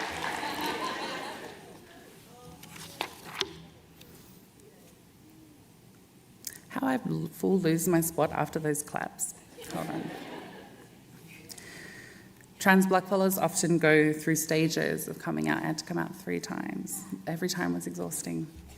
Either as gay, bi, or lesbian, and then eventually finding the words to explain that what we feel isn't attached to sexuality. It's attached to gender and our sense of self. When I came out, I started with my nan. I didn't know if she was going to understand, but I knew she would try her best to get it, and she was right. I've seen that Mardi Gras stuff on the TV. There's mob in it too. She didn't have all the words to say to affirm me in the ways that she wanted, but she had black love. And that was enough for both of us in that moment. There's space for all of us to grow and learn together when it comes to supporting trans mob in your lives, no matter where you're starting from. 8 years later, it means so much to me when Nan says proudly at family reunions that this is my granddaughter. Navigating transness in black spaces has been like this experience with my Nan. Oftentimes, we only equip ourselves with the language required as it's required, often leaving us to do the explaining and the unpacking and the holding space for others to learn. Over time, this can become quite draining and tiresome. When we look at innovation in this space for Queer Mob, I hope it means explaining less about what we are to people and spend more time explaining how we are and how everyone else is. My third point is about the ways we can turn up for trans mob, politically, socially, and in our black organisations, so we can rest from constantly having to turn up for ourselves. We've heard many times throughout this conference that this is a space for us too, and we are welcome here. And what Wiyi Yani U Thangani means for our communities. But how do we uphold this safety when we go home? Call in and make space for our communities. Our communities and our people are the experts on what we need. Whether you're trans or not, blackfellas know how this feels. However, the needs that I have living in the city will differ from those who live rurally or in remote communities. We all know the effects homogenisation can have on the care that we receive in this country, so understand who we are in localised ways. I'm very lucky that I get to work and learn in the guidance of 2 powerful women, Auntie Kuncha Brown and Auntie Rusty Nannup, both very proud trans black aunties, both who have perfected the, I'll just come by the office, we can have a cuppa, into programs and outcomes that create ripples of good for our communities. And while I know consultation can be an iffy word, it's usually strengthened and softened with, we've got the resources already, we just need you to lead us in the ways that help you. But also tying back to innovation, don't consult with us the ways that white fellas consult with mob. Trans knowledge and experience is a blessing and a benefit to our organisations. Approach this with intentionality and openness. Stand strong and stand up with us through violence and discrimination. When trans people are under attack, this inherently means that people in our communities are under attack. For me, organisations standing up and standing strong should just be doing the work. This is the bare minimum that we should expect from our organisations. A rainbow flag on a website or an LGBTQ+ sister girl and brother dot point is not enough to ensure your policies, people and programs are safe and honour us. Australia has been ripping into our community for far too long with our black olds staying silent. This can't keep continuing as we already hold so much grief for the ones that we lost and feel were forgotten. The compounding fear that we carry to navigate white and black spaces, trans and cisgender spaces, queer and straight spaces, transphobia, racism, sexism, transmisogyny, queerphobia is unfair and is a result of colonial violence and oppression on our communities, on our family, Our organisations should be a break from that. Individual allyship is where behind-the-scenes accountability happens. The battle's fought for us because it wasn't necessary for us to be in the room. I think Ginny Jane Smith does this so perfectly for our community and is always wanting to know how to do more and how to be better. Allyship is not passive. It is a constant dedication to being someone who turns up, speaks out, and makes room for those the colony wants to isolate and disadvantage. You don't need to know everything, but take it upon yourself to be the person we deserve to have on our side. My last main point, I think, is probably my favourite and really important one.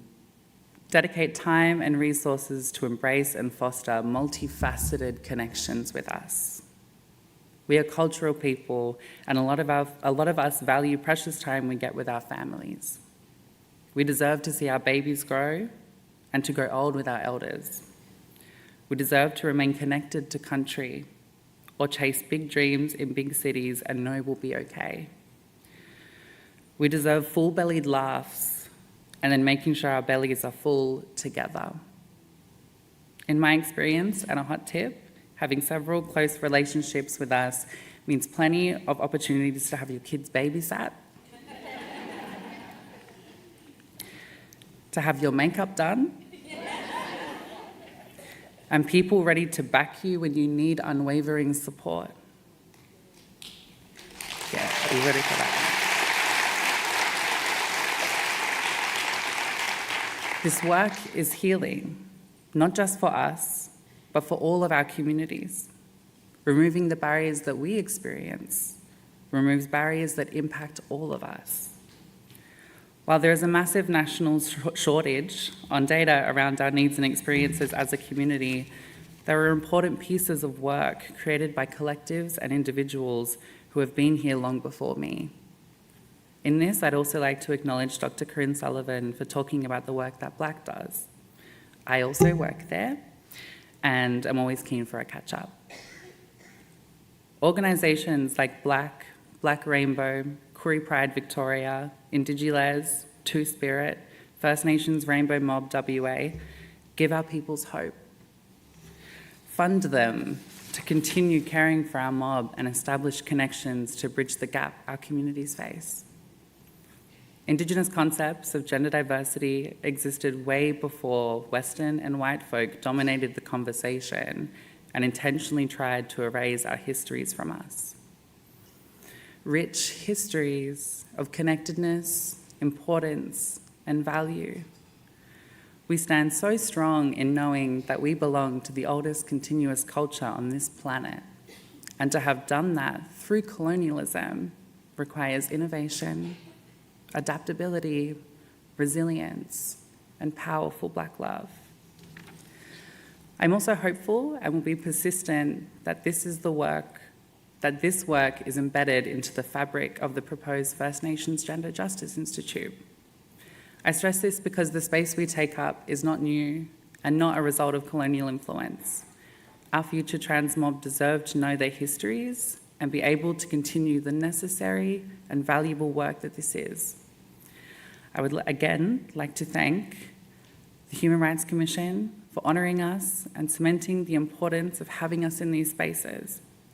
However, I think we can all agree it is not nearly enough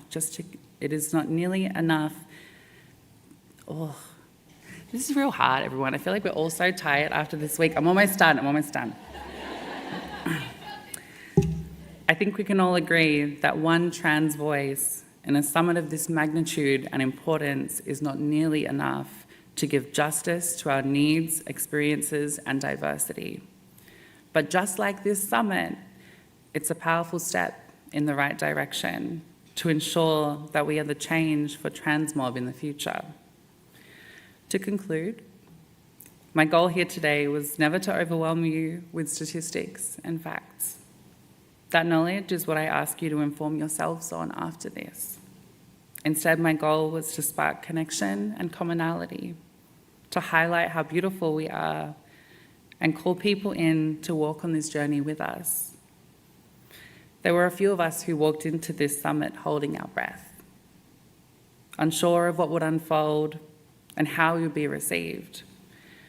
I feel like those holding their breath now are those wanting to help, have the capacity to help, or just want to yarn with us, which is a nice switch and a nice flip of that focus.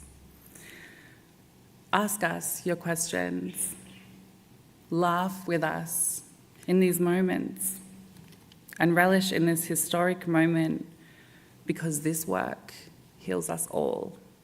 Thank you.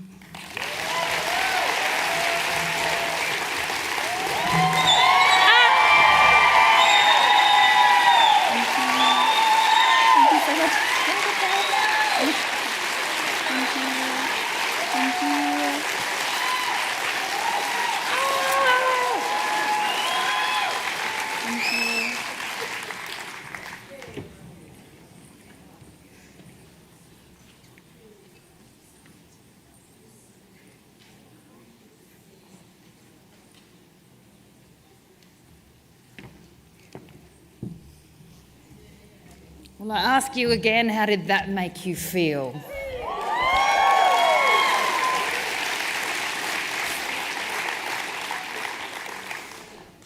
I don't want to hold my breath anymore. I want us to exhale and take up that invitation that has just been so graciously and beautifully extended to us all, to have that yarn, to make those connections, and to make and create that space that's so important for all of us as Black women.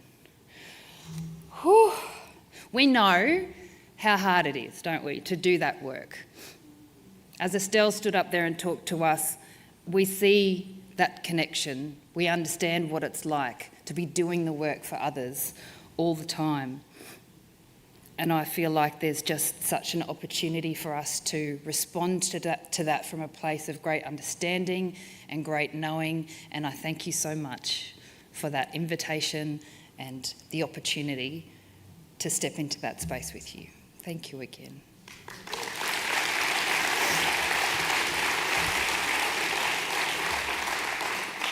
With Black love firmly in mind, I now want you to turn not to the woman you spoke to before, but the woman on the other side of you. And along those lines of, it's not about what we are, but how we are, ask that person how they are.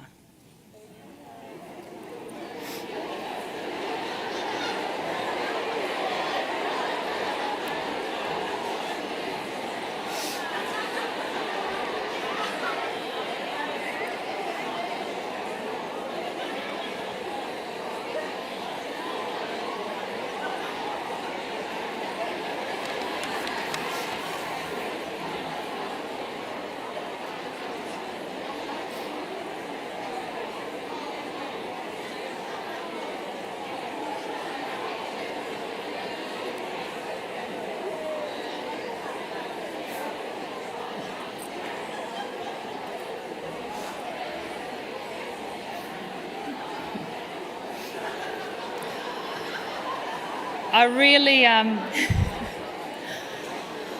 really want now for you to be able to take those yarns into our next space, which is a bit of a break. Before we do, I just want to say, as I was sitting there thinking, how do I want to do that? I was thinking, reach out and put your hand on the shoulder of the woman next to you so that you can feel what it's like to have someone have your back. And then I think of Michelle and she's like, don't touch me. But as I look down there, no good, these two had their hands on each other. And so did many of the rest of you. So I want us to take that energy, that Black love spirit that has been shared with us into our break, continue to connect with one another. Before we release you from this room, there's an invitation for all trans mob to please congregate on the front steps for a photo.